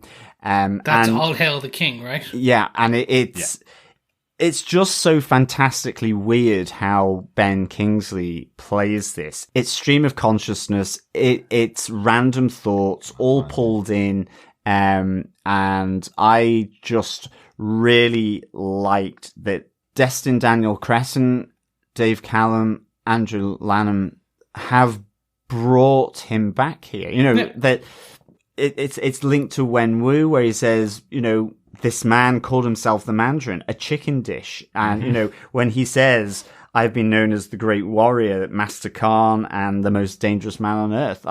So I love that they reference back to, how it was a masquerade by Trevor Slattery. So I really liked him coming back here. Really just liked the interaction, the weirdness. I love the drive through the bamboo forest to get to Tao Lo with Morris, and this weird chicken pig, that, you know, and you see it on Katie, you see it on Shang-Chi. It's like, what is going on here? Yeah. This is so off the wall. It's almost Monty Python-esque. It's complete bonkers, and I really, really enjoyed it. It's just the comedy of the fact that he gets away from execution by showing off his Macbeth. Exactly. So now he just shows does weekly gigs for the lads. I love he leans into the Scouse as well. You see the Liverpool Football Club. Yep. It very close to your hometown, John, as well. Exactly. It's just so good. You know, and he's trying to be metaphysical and philosophical. You know, we have an ancient being here with Morris, you know, and you know, he's communing with him. He's learnt chicken pig, and the fact that he thinks he's going bonkers from being incarcerated down in, the depths of the compound. He goes, "Oh, you can see him too. You can see Morris as well." He isn't going crazy. And so I really liked this. I thought, it was a great nod to bring him back here, because I've really liked this character. But he is Marmite, and some people won't. I happen to like Marmite, so for me, this was a really good return, and actually unexpected. I didn't think they would, but I love how the director and certainly one of the writers, are Asian Americans. They're telling that story that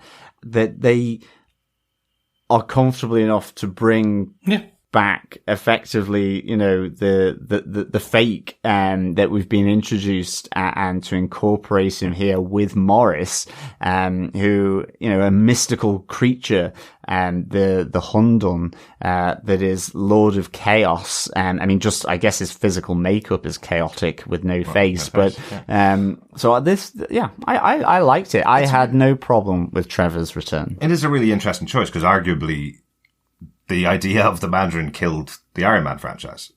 Tony Stark never got a solo movie again after Iron Man 3. And we joke about it. We've, off air and on the podcast, we've joked about it many times that we all really like Iron Man 3 and like how it played out. And I don't understand the hate that movie got, because there is a great concept in there. This idea of the silly, English actor being transported over there playing this role, but he has no idea what that there is a reality to it. He's been hoodwinked into this position and doesn't realize that he's going to be responsible for this massive fights and massive battles. And now he's being punished here. I do like having him back in here. I do like having Sir Ben Kingsley in the movie. I think this scene is great because it breaks up the tension of what we talked about, the heart and soul of the movies we talked about here for 20-25 minutes. We're still in a Marvel movie. We still have to give a little bit of levity, and putting Sir Ben Kingsley in here so that Katie can have a little bit of humor with him. That's pretty good, and they can have a bit of humor. But he drops out so dramatically later on in the movie. It's like, was he ever in the movie at some point? You're kind of going, is Sir Ben Kingsley still in this film? And they give you a quick shot of him lying on the ground, having Morris come up and wake him up, and he goes on just pretending to be dead. I do wonder, this was a movie that was shot up until February 2020. Was shut down for COVID for over 7 months, came back in October, I think, of 2020. I wonder if Ben Kingsley was one of the sacrifices they had to make for that. I know he was on the set for the big battle in Te Lo. I know he obviously did this scene, but I'm not too sure whether they could get him back for as much as they may have wanted him for in the original script process. Yeah, possibly. It's interesting because you say he drops out. I do think he fades out. He doesn't have many speaking parts, but you're right. He has the football moment where he's reffing on a football match. You've got during the attack, you've got where he's playing dead. And he does set one of the floating lanterns out onto the lake as well at the end. So I think, for me, there's enough of him there that he's still around because he's been brought to Tylo. So just for him to drop out completely would be weird. And he serves that moment of the levity that he brings, connecting it to, the last time we've had the 10 rings through Iron Man 3. And of course finishes it off with the totally off the chart discussion about Planet of the Apes, which is just the most weirdest, wonderful, dare I say, batshit crazy thing ever. And I loved how Katie is like, well, good on you. You went with your dreams. And, you took something as crazy as that thought and sort of turned it into something. And I love that Shang-Chi in the back of the car with Jai Ling. Both of them are trying to work it out, and they're going, hang on a second, does he still think monkeys can act? He still thinks the actors in Planet of the Apes were monkeys. Is that what it is? But that was the audience. You're listening going, wait. Oh, okay. So good. The reason I asked the question is I'm the same. I'm the same as you guys. I absolutely love the addition here. I love the it's not even the redemption because I don't think he needs a redemption, but it is the character returning triumphantly, and it is the choice of Ben Kingsley for the accent and the leaning into the Macbeth accent and the real hammed up Scottish sometimes I kind of understood it, but I know one or two people were like, "Oh, what did he say? Wait, what was that?" Okay. So I really enjoyed it. I loved it. And yeah, I think I'd say they would have tried to get him more, but I probably, like I said, COVID and couldn't get him again for reshoots or whatever. Yeah. But just seeing him like lie down and go, yeah, that plays into the character. Yeah. It's perfect. It's just like, no, lie down beside me. This is the thing. And just, again, no face pig, furry pig, whatever we're calling them. Brilliant. I know it's a weird choice, and it's a Disney thing, and they wanted to make plushies, and like everyone's like, oh, they just added it so they can make a toy. I'm like, no, it actually works. Yes. Because it rolls over. It's a bit of, again, they're an element of comedic relief in these very tough kind of emotional scenes and elements. So it works. Yeah, and it is a really weird one. I know people have been saying that they added the character of Morris for plushies. It is interesting that it's based on a mythical, magical creature from Chinese mythology. And it doesn't work for me. I cannot imagine a parent buying a plushie of a faceless character for their kid. It isn't something cute that you see on the shelf and you want to have if you're an 8-year-old kid or a 6-year-old kid. This is something that maybe collectors might want for their rooms or something, but you would create something cuter than Morris. You would create a Groot. You would create a Rocket Raccoon. You'd create something that's cute and kids would want to do if that's your intention. But the reason it works is that's not the intention. It is that it's weird and ugly and unusual, and it does come from the mythology that they're taking it from. But it's so cheap to make. Yeah. It's essentially a pillow. It's a furry pillow with with 4 wings. It's so cheap. It's perfect. It kind of reminded me somewhat of the face huggers from Half-Life, actually. It was that. I mean, I know they don't have wings, but there was just something about it where it just reminded me of that. Not from Alien, but from Half-Life. The walking potatoes that were there. Let's get on to the final battle at Tai Lo, because that is just the first thing I suppose I want to say is that this is where I think Trevor disappears and would probably have been in there if he was able to film, is just where we do have that battle when everybody's tooling up, where everybody gets their moment of, learning their weapon or practicing their skill. It's the fact that we get none of that from Trevor. We do have him refereeing a football match early on, but we just don't see him getting into his mode, so it doesn't feel like an existing character in the rest of the story from here. That's, I suppose, the reason why I feel he's missing. But we do get this journey to the mystical city of Tai Lo, and kind of the standoff between the two sides. I love that it's diffused really quickly by Shang-Chi's aunt. She walks out as there's a big standoff from one side to Shang-Chi and Katie and Xialing, and goes, "What are you people doing? This is the son of Lee, one of our former wrestlers, my sister, and that's the end of the tension between both sides. And then, we kind of get the final version of hero Shang-Chi here.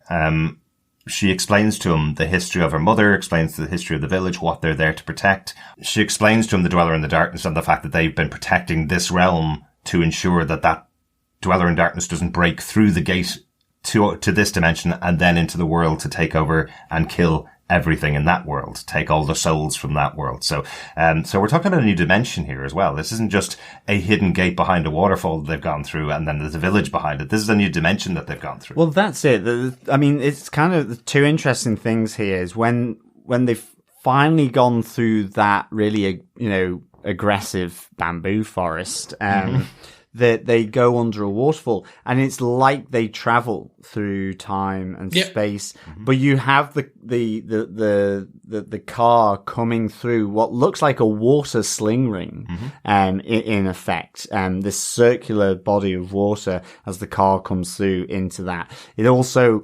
it's that idea of the mysticism around here, the magical side of it, but also, you have with Tai Lo, it's a hidden dimension, or it's a hidden world, which is very has that similarity with, say, Kunlun from Iron Fist and the Seven Cities.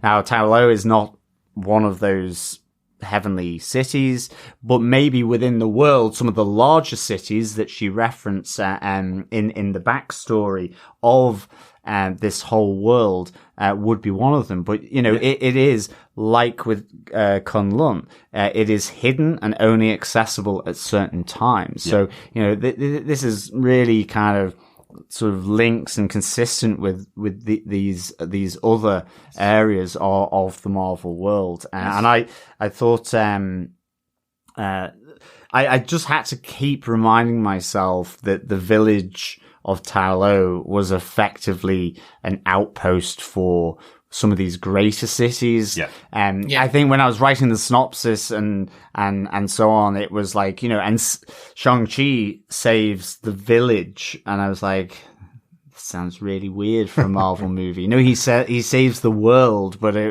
this is ultimately an outpost really that defends this dark gate. Yes. Where you have the dweller in the darkness, being sort of, retained and imprisoned. Yeah. And also surrounded by other mystical beasts from Chinese mythology as well, it's great to see some of those alive. I've seen a lot of these as statues on, outside buildings and in artwork before, but I've never seen them created in a movie before. So it's great to see those like lion dogs that I've seen so many times, in drawings before, but I've never seen in live action or in a movie before. I think it's great to see those alive in this society. Some just cool stuff in there in this kind of preservation village, I suppose. And the nine-tailed fox. Yes. That you've seen in Lovecraft Country. Yes. That's correct. Multiple. Yes. Yeah, there you go. Which we've seen recently. Yeah, check out episode 8 of Lovecraft Country. I think it is, or maybe at episode and 6. The finale, yeah. of course. Yeah. But that's spoilers. Yeah, really cool. See these creatures, these mythical creatures. It's just showing that extra realm, and we've got dragons here in the MCU created in this city. We have the Great Protector coming out of the water, and it is a Chinese dragon. It doesn't have the traditional legs that you would see on a dragon from British mythology, I guess. Well, it has T-Rex legs, almost. It does tiny little wings, tiny little legs. It's the more serpent form of the dragon, which is really, really cool. It's really cool. And as you say, John, it's setting up the possibility of cities like Kunlun, the expansion of the MCU to these mystical cities in other dimensions that play directly into our world on Earth. And we have, obviously with Doctor Strange, we have him talking about multiple dimensions. We have What If talked about multiple dimensions. And here we have a dimension directly connected to Earth, which is a protective dimension, stopping something attacking our world and destroying it effectively. So I love this expansion here that we have in Shang-Chi. It's not, this story is a very focused story on a family,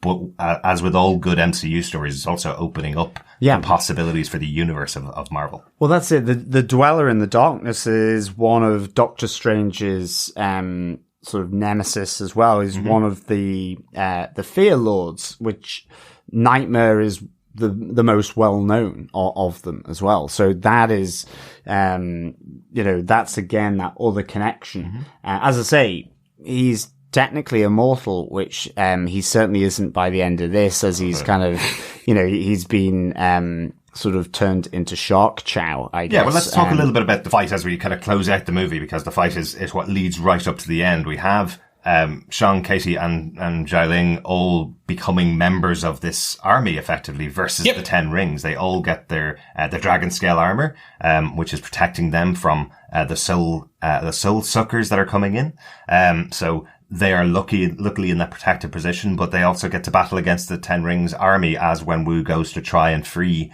what he thinks is his wife from the dragon scale cave. So we do have army versus army, this great battle sequence on the ground here in Ta Lo. Exactly. You get that initial kind of like their shock taser kind of ropes, and you do see this. It's an interesting mysticism versus technology quick fight, and as that kind of starts to continue, you get you start to get that then brutal kind of Shang-Chi versus Wenwu kind of father versus son battle piece that begins on the beach in the village and ends beside the gate. Yeah. This is where the emotion starts to be interspersed slowly with the fights, where it's the discussion between father and son about the loss and why they didn't need a warlord, they needed a father and things like that. Absolutely. I think that's fantastic. You already mentioned earlier on just that line from Wenwu where he's blaming Shang-Chi for the death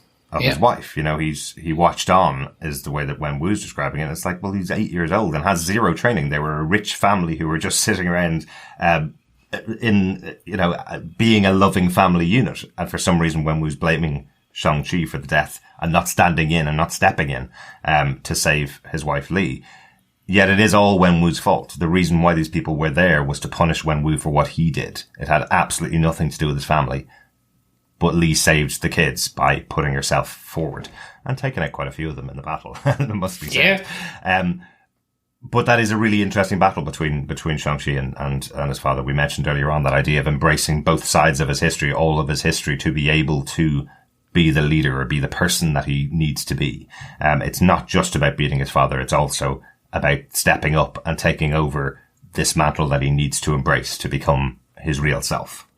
Yeah, I mean, I think the final battle between Shang-Chi and Wenwu was really good. I mean, ultimately one that they both understand the importance of each other to one another. And I think, and it's Shang-Chi, diffusing the power of his father, in the same way that Li did when they first met in the bamboo forest. So, it's all these sort of these mirrors and reflections happening, which I think is really, really cool.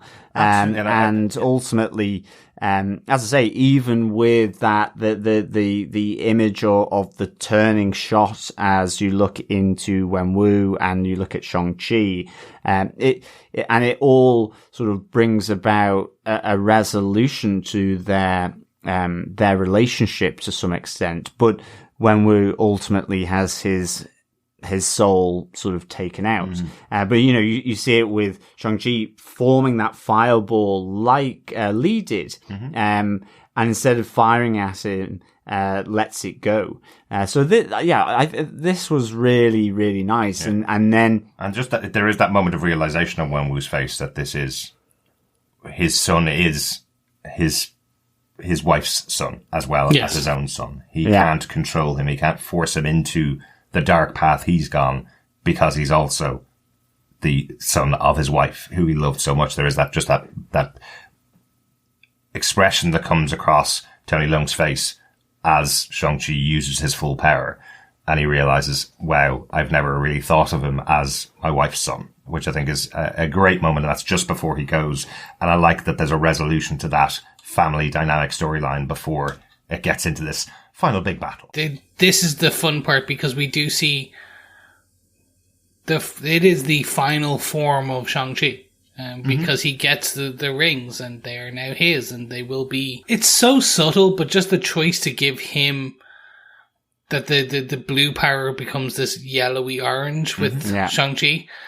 So subtle. Like they could have gone with the blue, but it just works so well. Absolutely, just a call back to his mother doing exactly the same thing, meaning that he's closer to his mother in that moment than his father, kind of thing. So it is that a lovely touch to show the transition of power, I suppose. Yeah, exactly. Yeah.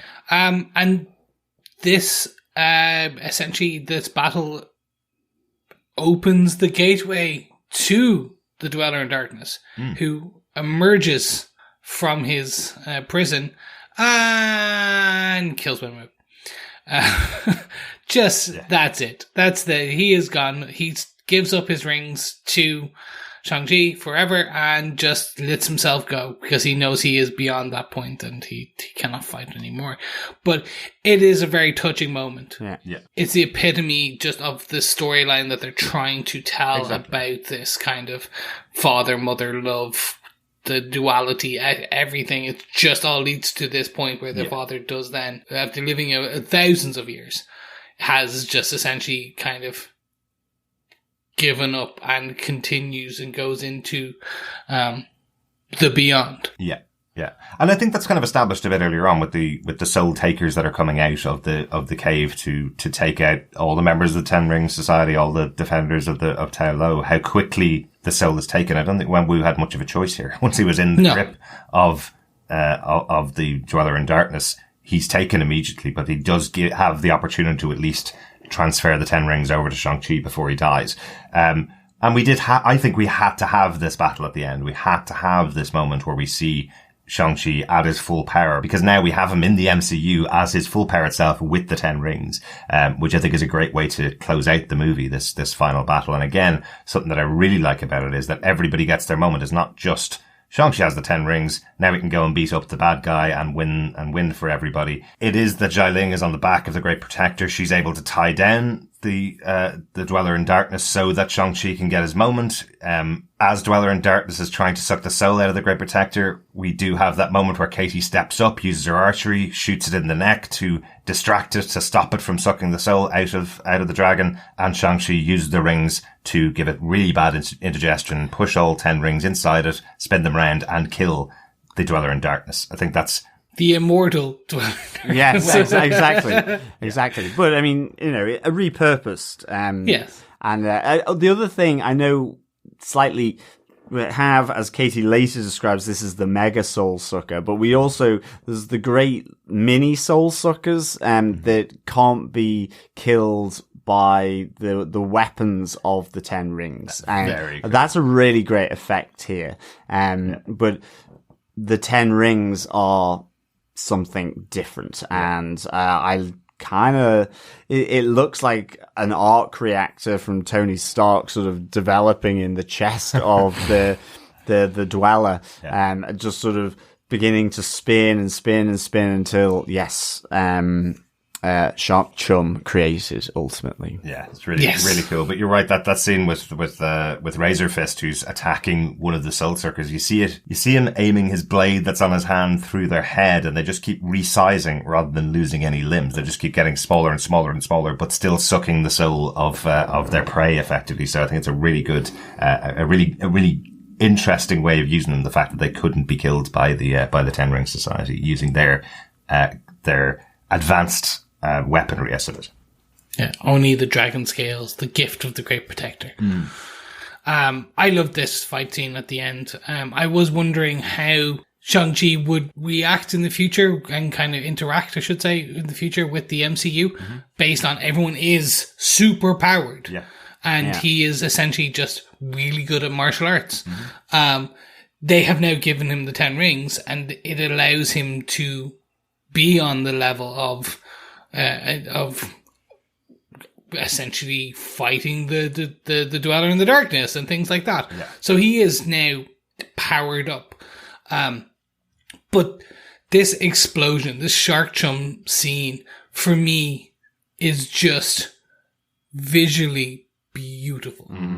Just it all coming together with the spinning and him flying, and in the choice of the shot where you see the Dweller, you see the Great Protector, and you see the water, and then you see Shang-Chi slowly descending, just as this little spot, this dark spot in the center of the screen. Just spectacular choice. Yeah, I thought the use of the water by the Great Protector in terms of how it utilized it against the Dweller was just really good. Yeah.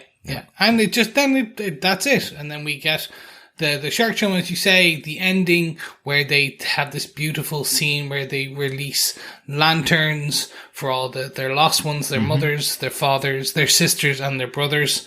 And it's a beautiful capstone, which is then comedically placed into the story of them essentially telling their friends about that the super sucker and how they shot the arrow, and then how he did his whirly thing with his rings. I love this. I love the response from their friend is, you were just telling me this because I told you to grow up last week. You made this, you made this idiotic childish story up just to have fun with me, effectively, which I love. And of course, punctuated by Wong's arrival, who whisked them away to Kawartash.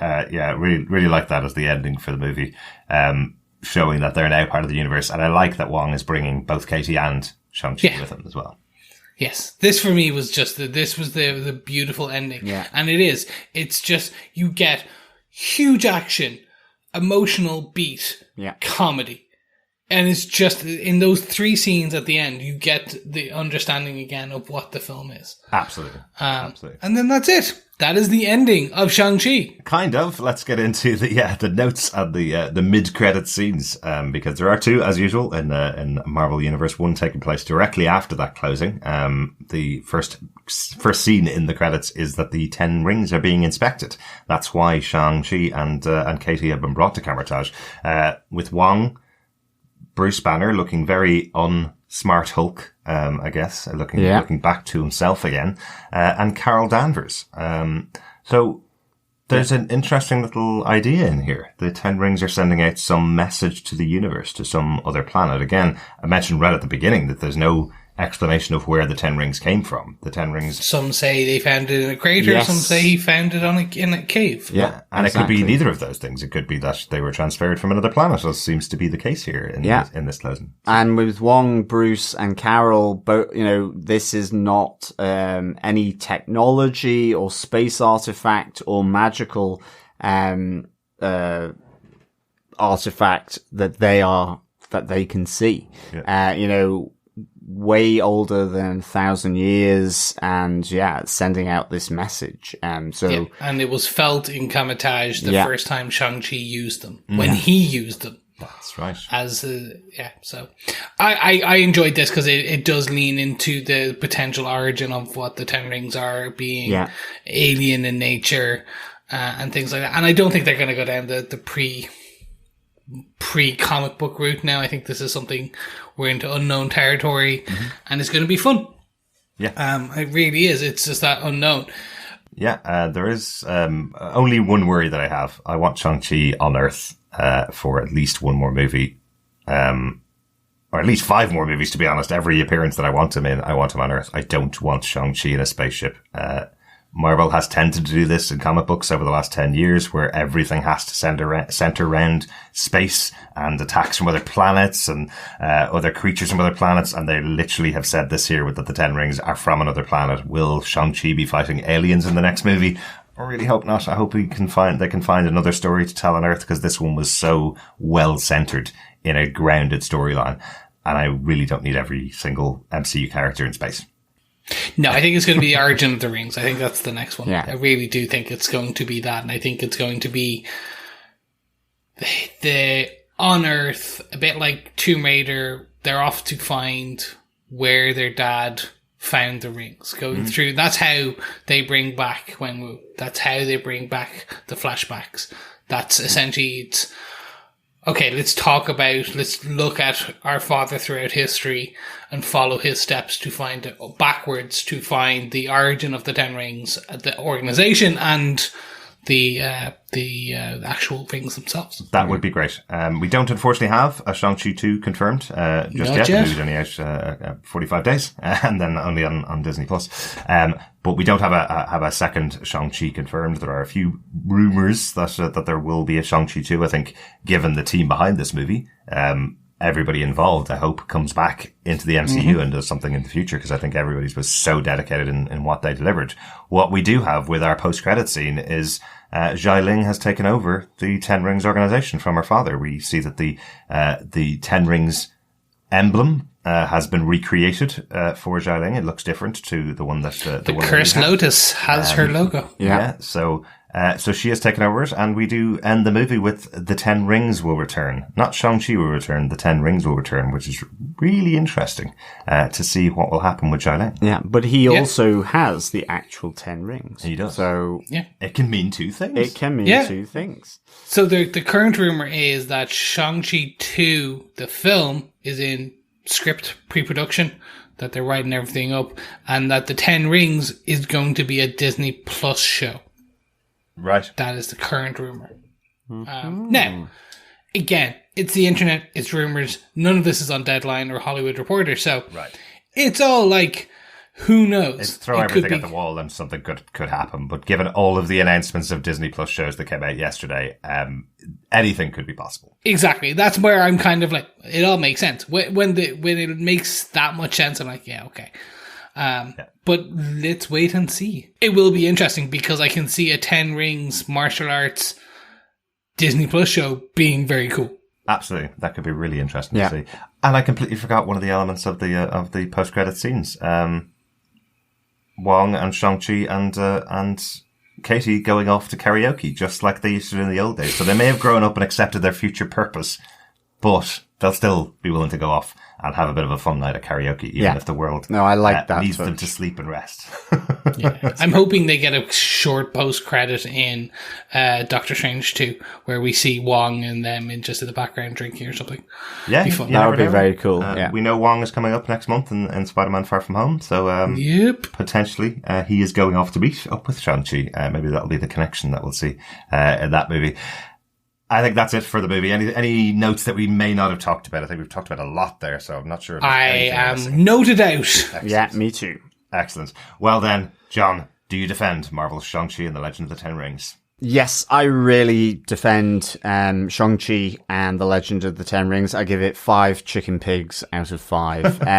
To me, this is my perfect Marvel movie, to be honest. And I thought this was done so well by everyone that was involved. The actors, the crew, the creators, the writers, the director. All of this was just right in my wheelhouse. I thought the music was great. I just loved how it built and was epic. I loved the action here, whether it was on the bus, on the scaffolding, in the fight pit of the Golden Daggers. I love this whole new world brought into Marvel, connecting it to, through Wong as well to the Sanctum and to the Avengers with Carol Danvers and with the Hulk. Talo, the dragon, oh my goodness, so good, as an Iron Fist fan as well. This is like really in that wheelhouse as well.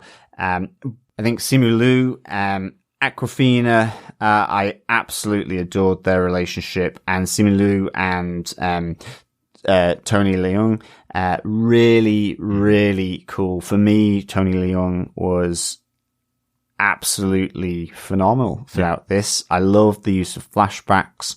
As I say, I do believe for myself, he is the most complex, best written, and probably the best story coming out of a single movie for a, in quotes, bad guy that has been in the Marvel universe to date. In terms of his relationship with his wife, his family, and it just was really it was deep, it was funny, it was emotional, it was action filled, it was magical, it was mystical, and it was Trevor Slattery's as well. So for me, 5 chicken pigs out of 5. Chris, do you defend this movie, Shang-Chi? Yes. 100%. It's beautifully aesthetic, cinematography, the action sequences just fantastic. The emotional beats and the story it tells, still on second viewing at home when there was no annoying people around, still made me kind of go, wow, that was nice. And it still, even on second viewing, didn't lose any of that luster and sheen and shine that it had.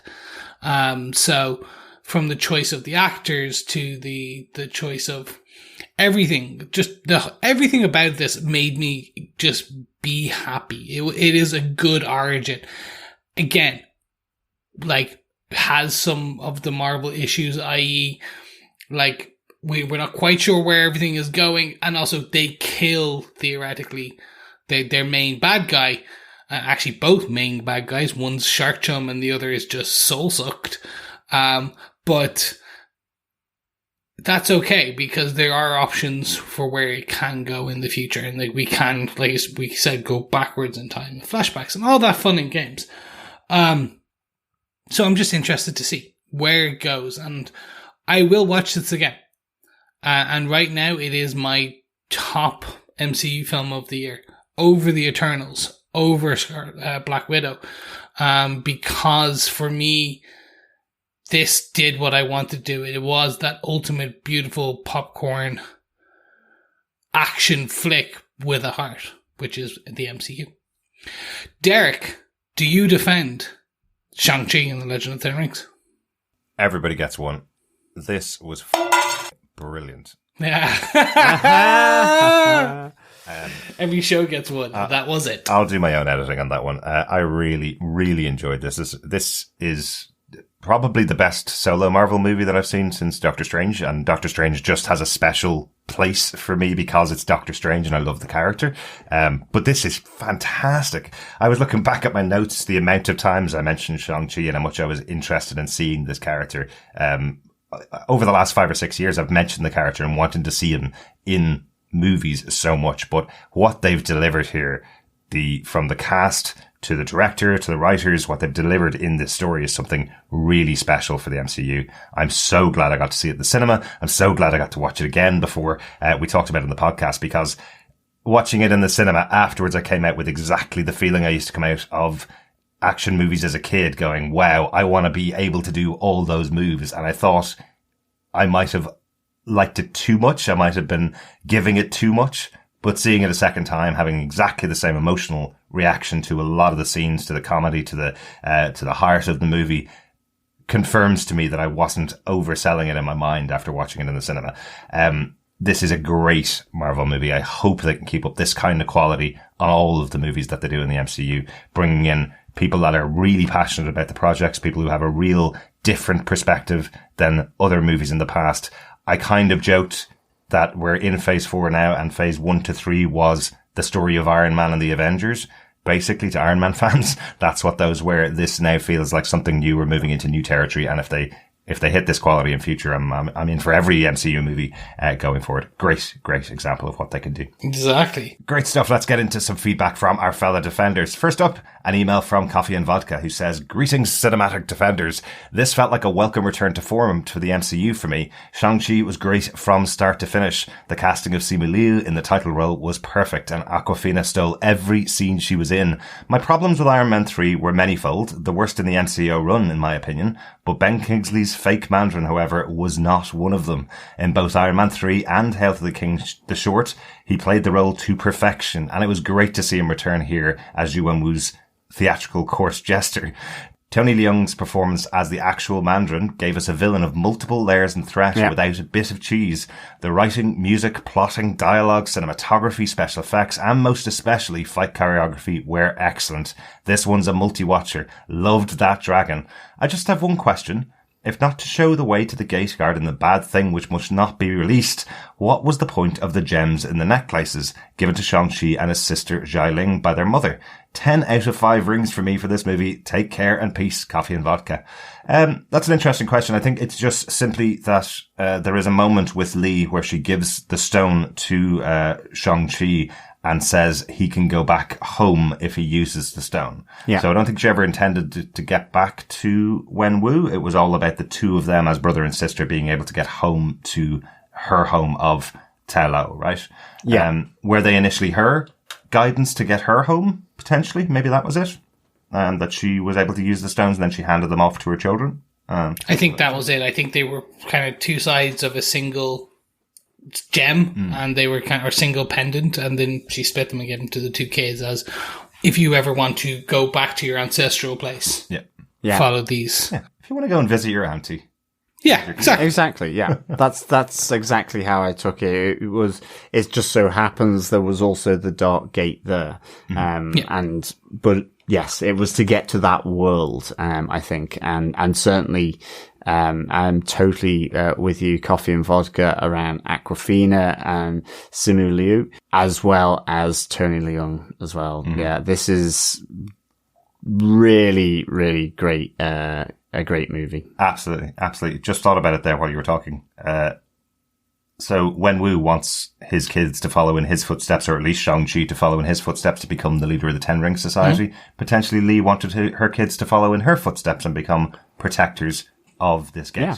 So she asked for some dragon scale armor to be made for them. Exactly. So as a final gift. She left that key behind so they could maybe take over in her footsteps. Yeah. Knew their measurements. Exactly, which is amazing, especially because she didn't see them for many years. Yeah. Magic is great. Do you know, I said that last night as a joke when we watched the movie, and John instantly said, it's a magical plane where there's dragons and loads of creatures from myth, and you can't accept that they would be able to get the size right of these kids going to visit them. Like, okay. But right. yes. No, I was like, hey, kind of bit. Now, we also have an email from 084, who had this to say. As an Asian American, I can't tell you how happy I am to have gotten to see some authentic representation on the big screen in this universe I've loved so much. Shang-Chi was exciting, funny, inspiring, and even heartbreaking. I was very impressed with how sympathetic the villain was, with his villainous characteristics being psychological. Wenwu was a bad man who found love and genuinely changed his stripes, but unfortunately let his capacity for good depend entirely on one person. And when that one person went away, he didn't believe he could be a good man, so he wasn't. My favourite scene might have been the confrontation between him and Shang-Chi at Yiling Shrine, then outside of it. Their words hit each other just as hard as their combat, and both were expertly written and choreographed. Mm-hmm. Before I ramble on too long about everything else I loved about this film, I'll end with a question. Do you think Wong lets Shang-Chi keep the 10 rings, and do you want him to use them going forward? I know his 616 counterpart mainly relies on hand-to-hand combat, so I'd be curious to see if he uses these world-conquering weapons in the MCU, and how he matches up power-wise to the other Avengers because of him. Until next time, 084. Thanks so much, 084, for that. This was kind of where I was going with. I think he has been given these 10 rings so he can essentially measure up with other Avengers. So he can fight alongside the Bruce Banners, the Carol Danvers, the other new Avengers that will go.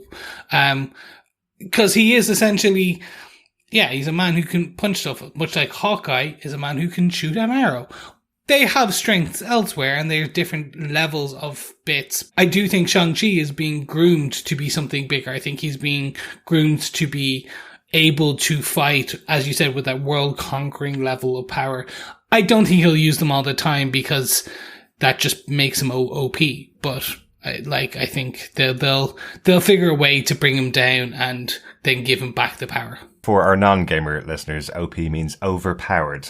Just so you know. Sorry, yes, I apologize. Yeah. Thanks so much for that, 084, for your feedback. I would agree with Chris in a way. What I absolutely love about what they've done here with the 10 rings is that they've given them to Shang-Chi, but he doesn't need to use them. Exactly. It is that they have options where he can stand up side by side with Thor, and they have options where he can fight hand to hand alongside Black Widow or Hawkeye. So he effectively could be the entire range of everybody that's been in the Avengers in the past. Which would be awesome. Truly talented, truly gifted in his abilities at fighting, but he also now has an overpowered weapon that if it gets taken away from him, he can still be a hero. Yeah, definitely. And to be honest, I'm happy either way, whether he is simply on the hand-to-hand combat, more like, say, Peter Parker, Spider-Man to some extent, or Hawkeye. But I know he's got the webs, but I do like... It is the comics leading up to this, the Shang-Chi run. Has him mainly on hand-to-hand combat. There are no 10 rings to aid him here. So I think they can alternate his power. It might be that Wong will at a future date take them away once they find out what's this pulse. Where have they come from? What exactly is their origin and power? And it could be that it's something that he will lose moving forward as well. Yeah. And I'm totally with you, 084, on Wenwu as well. And I just think so good. I've said it way too many times already, this podcast, but totally with you there. So thanks so much for the feedback from 084. We also got an email through from Michael Booth. Michael says, "Hey guys, I just thought I'd put some feedback in for Shang-Chi. First up, I'm so glad I caught this at the cinema. I was going to wait until it hit Disney Plus, but I had a spare afternoon, so I caught it right at the end of its run. So much of the spectacle would have been lost on the small screen, and I don't think those fight scenes would have looked nearly as good. I really enjoyed the movie. The story was fun. It felt connected to the MCU characters. The characters were mostly excellent, and both the imagery and the music was brilliant.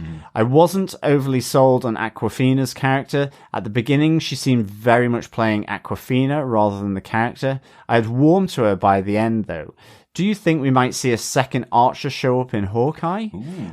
It was good to get a resolution to the Mandarin's character, but I found him a little annoying at the time. He was performing dead. I'll be happy if we don't see him again. As usual, Michelle Yeoh was a goddess. She is fantastic in everything. The fight scenes were excellent, especially those that leaned into the stylistic elementism with the wind. They were well choreographed and had good weight and flow. Finally, the 2 end credits were fun. I enjoyed having Wong show up and having Carol and Banner inspecting the rings. Can't wait to see what that brings. Also, I enjoyed Xiaoling's version of dismantling the compound. Expected from the moment she talked about building her empire, but it looks like an interesting way forward into Shang-Chi 2. Can't wait to hear what you guys think. Cheers, Michael. Thanks so much, Michael. Yeah, thanks so much, Michael. That's a great question to see whether we get a second Archer show up in the form of Katie. A third Well, Archer. indeed, a third Archer. We know we're going to see Kate Bishop. We know we're going to see Hawkeye, but I'd love to see Awkwafina come in. Wouldn't it be interesting? That would be really cool. Potentially, there's some connection there. Maybe Kate Bishop learned a little bit of her archery from Awkwafina after her return. Wouldn't that be a little interesting touch? You never know. You never know. And certainly, you're right. Michelle Yeoh, just fantastic as well here. I think for me, the where she's fighting with or practicing the fighting with Shang-Chi, just really superb. And that elementism, as you say, just really stylistic, really evocative, I think. Yeah. Great stuff, Michael. Thanks so much for your feedback. We also have some feedback from Becky Mullins, who says, "Hi Derek, Chris and John. As this is probably the one and only time I've seen a Marvel movie before you record, I wanted to send in my thoughts on Shang-Chi, combined with my thoughts on The Eternals, as I didn't see it in time for your podcast on that film." Becky says, "I had quite high expectations going into Shang-Chi. The reviews had been good. I knew that Wong and the Abomination were going to make an appearance, and I had enjoyed the humour in the trailers. I felt like it was your standard Marvel fare, and I enjoyed it for that, but I wasn't amazed by it and desperate to see it again, like I was when I came out of Black Widow, which I think is one of my favourite Marvel films. I can appreciate that Shang-Chi is a good movie, and I understand why it is so significant, but if I'm being honest, I did get a bit bored during the fight sequences, although I think that's because I'm not a big fan of martial arts films. Contrast that with how I felt going into The Eternals. I had no expectations, no idea how it was going to connect into the MCU, introduce all these new characters, and I hadn't even bothered watching the trailers. The reviews, as you discussed in your podcast, hadn't been great, and to top it all off, I am not a fan of Angelina Jolie, and I don't like Game of Thrones. The film was a bit of a slow build, but it didn't feel like nearly 2.5 hours, and when I came out, I was pretty sure I enjoyed it, and I definitely know I preferred it to Shang-Chi, controversially. A bit like Derek, I needed to let it sink in a bit, and now that I've listened to your podcast, I've decided I really did like it, and I'm looking forward to seeing the movie again. So I think the lesson learned here is not to read reviews and to not judge a film by its cast. I'm excited to see how all of these new characters weave into future films. Thank you once again for your podcast. They really do enhance my enjoyment of all things Marvel." Becky. Thank you, Becky. That's really nice of you, Becky. Thank you so really much. good. Yeah. And to be honest, I think this just shows the diversity of how people come in to watch movies and what they take away from it. You're right. If you haven't watched or aren't a fan of martial arts films, it puts a different spin on how you view the film. And I'm totally with you. The reviews, the overload of teasers and trailers, and the prejudgment of movies based on all that stuff as well. I mean, it's part of the reason I've always gone into Christopher Nolan movies, where it is so sparse what he gives you. And I guess for Marvel, There's so much lore, so much comic history, so many ideas, and so many people's favorites. And so many podcasts. And so many podcasts. Yeah, exactly. That throwing out ideas of what I think there's a great line from Kevin Feige recently where he said the biggest challenge they now have in the MCU is dealing with the expectations of fans, because the fans that write down, this is what I must see on screen. Exactly. And then get disappointed if they don't see it, are now becoming massively vocal in this new world where we live now.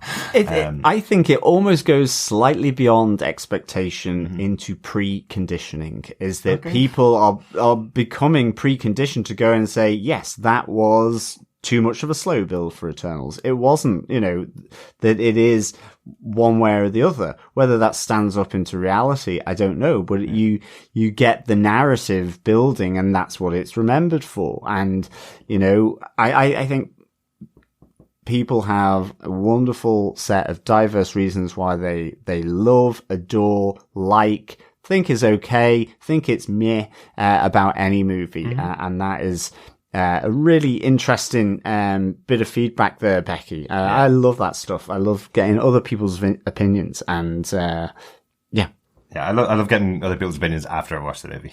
That's always what I go for. We tend to always try and get to the premiere night or the first night for Marvel movies specifically, and that's mostly because when we podcast, we want to talk about it pretty fresh without other people's opinions in our heads. And what we mentioned on the Eternals podcast was that was quite difficult this time. It seemed like even if you were trying to avoid reviews, you very much heard this has been getting negative reviews about the Eternals. Even if you weren't reading the reviews, it seemed like every headline was the movie has been getting negative reviews. So we were saying we did kind of go in with that in the back of our mind. And I still don't understand why it got those kind of negative reviews. There are certainly been way worse movies released in the last year, let alone in the MCU over its entire timeline.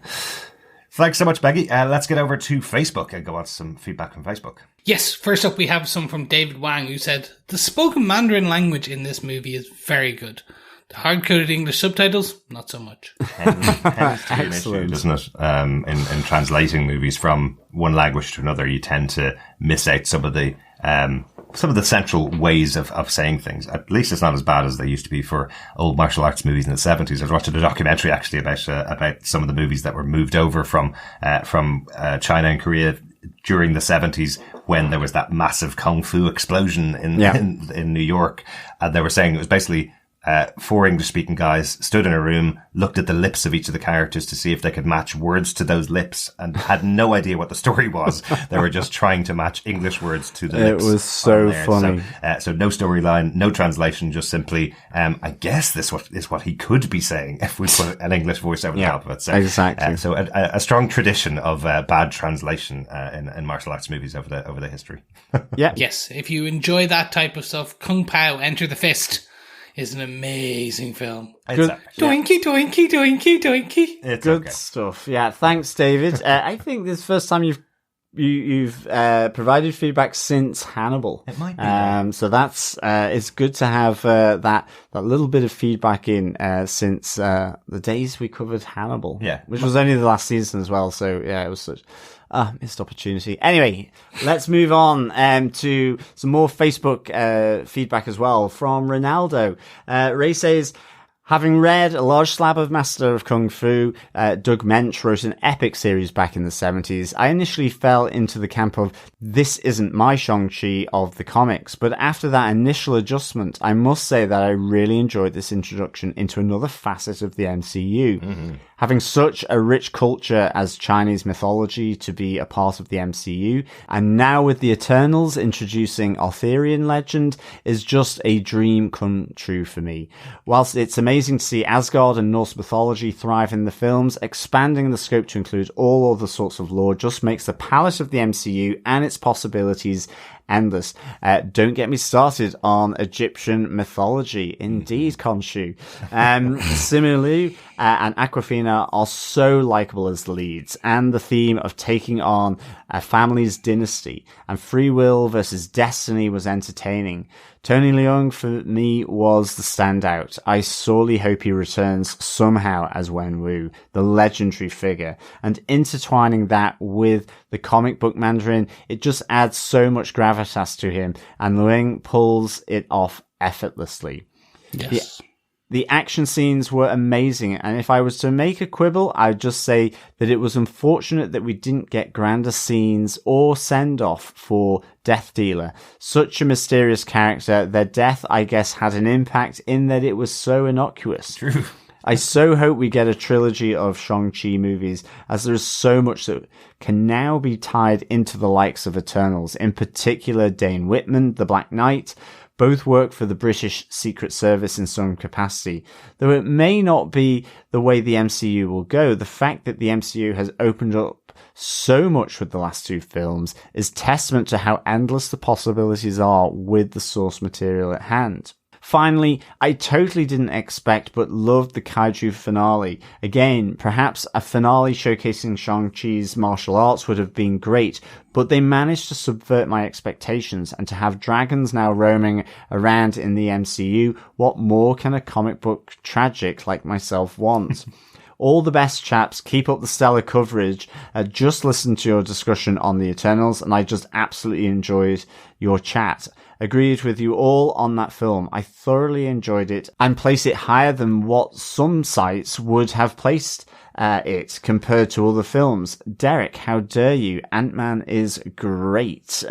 Damn right. Well, I bundled it in with all the comedy movies. I was using Ant-Man as an example, but it's actually Guardians of the Galaxy and Thor Ragnarok that I mean. I just happened to roll in. How dare you, Derek? Let's move on. Let's move on. Get over it. Yes, indeed. Thanks so much, Ray. I'm totally with you. The idea that we've got, knights and Arthurian legend, and now, the whole Chinese mythology is fantastic. It's repeating what we've said, Tony Leung, stand out. Absolutely. Yes. And just, having these additional layers of whether it's dragons, whether it's Chinese mythology, whether it's the British Secret Service in some capacity, there are endless possibilities, as you say, and it is really, we're going to have Egyptian mythology soon enough, I guess, with old Moon Knight. So I mean, I'm waiting for scarab beetles to come along and do something pretty shocking as well. So yeah, good stuff. Thanks for that feedback, and we're glad you really enjoyed the Eternals coverage as well. Yeah. Thanks, Ray. Over on Facebook still, we have feedback from Victor Von Doom. We said, regarding the subtitles, a lot can get lost in translation. Mm-hmm. Loved the action and plot. Cinematic songs and soundtrack were also great. As an old school martial arts movie fan, 2 thumbs up. By the way, pour one out for the late great Sonny Chiba. Absolutely, yeah. Sonny Chiba, a mainstay of martial arts movies during the 70s and 80s. I think my introduction to him was probably from True Romance, the Quentin Tarantino written movie. Yeah.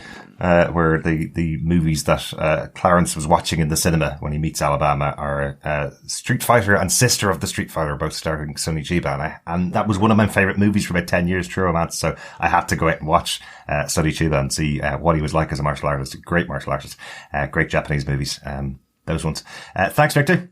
We also had some feedback from Brandy Elise Anderson, who says, even before I saw Eternals, I thought the rings would tie into that somehow. The look and sound seems similar to some of the looks and sounds for Eternals in the trailers, and since Bruce said the rings are far older than the 1,000 years Shang-Chi's father had them, it could be a strong possibility. I haven't seen this movie since opening night, Shang-Chi. Now this rewatch makes me want to go and see Eternals again right away to see if my theory holds up. Ooh, did the 10 rings come to the planet along with the Eternals after the Eternals? Yeah, that is a good call. Yeah. No connection that I can remember from the actual movie, but as we say, that movie kind of talked about 6,500 years in about 40 minutes. So there's certainly things that weren't on screen that certainly could have been caused by the Eternals. So very interesting. Yes, Brandy. yeah, absolutely. This is these are the theories why I podcast. Thank you, Brandy. I love that. Even if it turns out not to be true, it's just so good because that makes it really exciting. Mm-hmm. Yeah, I won't be able to sleep tonight. You won't be able to sleep tonight. No, because I'll be thinking about all the possibilities. I think if we continue recording this podcast, anyway. Well, indeed. So, yeah, thanks so much, Brandy. Over on Twitter, Matt Murdick at Musical Concept says, 10 Rings is a fantastic origin story, if nothing else. Giggled and cried. It's tough to break the top 10 in the MCU. This one at least came close to doing that for me. Interesting. Very interesting. Yeah. Well, at least it went for that. And it tried to break you down, Matt, to get into your top 10. Didn't quite succeed, but it did with me, I have to say. I think he's given that a massive compliment. No, I do. 26 movies now in the MCU. So I think if it broke the top 10 after 1 or 2 views, that would be massive, wouldn't it? Exactly. Just wait when you onto your 5th view, and who knows, it may even be in the top 10. Mm-hmm. Yeah. We also have some feedback from Claire Payne. Claire says, brilliant film. Definitely a film you can rewatch over and over again. Definitely, Claire. I think this is going to be on rewatch for a long time. Certainly, I want to rewatch it already. I only watched it on Friday, so yeah. Absolutely. I think I'm going to go out and get the Blu-ray of it so we have it just in case the internet goes out occasionally as well. Absolutely. Always think ahead. Absolutely. Thanks so much, Claire. Dr. Bob Phillips says, we loved this film. Started off with the legends and the one shot to get us in the mood. Even with that, I didn't expect this level of humour. The fights were superb, and we particularly loved the dancing and natural magic of Tao Lo. Had a feel of Brazilian capoeira. Would love to echo the call for a trio of movies in this corner of the universe, ending with the 3 doing karaoke. Single ladies next time, maybe? I love it. Wong reprising his love of Beyonce at karaoke. Yeah, absolutely. That would be a good call. Good call. Absolutely. I see what you mean about the Brazilian capoeira as well. That's kind of like a dance fighting style as well, which is quite similar to the kind of scene with Lee and Wenwu and again with Shang-Chi and Wenwu at the end, a kind of much more of a dance fight that's going on. Yeah, definitely. Love that style of the fighting. Really good. Glad you enjoyed, Bob. Thanks so much for the feedback. Absolutely. But gentlemen, that is the end of our feedback for this epic that is Shang-Chi, the epic film, the epic feedback, the epic podcast, and everything in between. Absolutely. If you enjoyed what you heard, please make sure you subscribe at tvpodcastindustries.com. Please remember you can also support us on patreon.com/tvpodcastindustry, where for just 1 ring or 10 rings, you can support us and keep the engines on, the lights going, the hamsters in the wheels, or the hamsters in the rings. Actually, that's even better. They're Shang-Chi themed hamsters right now. You can also give us a quick one-off kind of support by going to buymeacoffee.com/tvpi, where you can keep our illustrious editor in caffeine because he's going to need it when he's doing this podcast. Do you know what? Usually when we're recording these podcasts and they go over about an hour and a half or over 2 hours, I'm usually trying to wind the guys up and get the podcast shut down early. But Shang-Chi was such a good movie that I wanted to talk about it for as long as possible. It deserved it. It deserved this kind of coverage because it's so good. Can't wait to see more. We have loads more stuff coming up on TV Podcast Industries. As Chris said, make sure you subscribe to the podcast because next month we're going to be staying in the MCU. We're going to have Spider-Man No Way Home, the 27th movie in the MCU. Oh, I know. Yeah. We will also be staying in the MCU for Hawkeye, which we saw a new clip of yesterday on Disney Plus Day. Go check that out. It's a really interesting clip. That's coming out from the 25th of November with 2 episodes of the 6-episode season and then 1 episode a week for the following 4 weeks. And we will be exiting the MCU, going over to more mythical creatures and more magical encounters on Robert Jordan's Wheel of Time, which begins on Amazon Prime from the 19th of November, next Friday as we record today. That starts off with 3 episodes, a 3-hour epic, longer than a Lord of the Rings movie on day 1. I know. It's going to be great. And we're going to The wheel weaves as the will wills. Well done, Chris. Well done. Exactly. We will be practicing that before we start our coverage on the Wheel of Time. Definitely. But make sure you subscribe to the podcast. If you subscribe to TV Podcast Industries, you will get our coverage of all of those things. So thanks very much for joining us for Shang-Chi and The Legend of the Ten Rings. We'll talk to you next time. Bye. Yeah, thanks so much, fellow defenders, for joining us and having the discussion. I think I'm starting to get bed sores with the length of this podcast. But remember, keep watching, keep listening, and keep defending. Bye.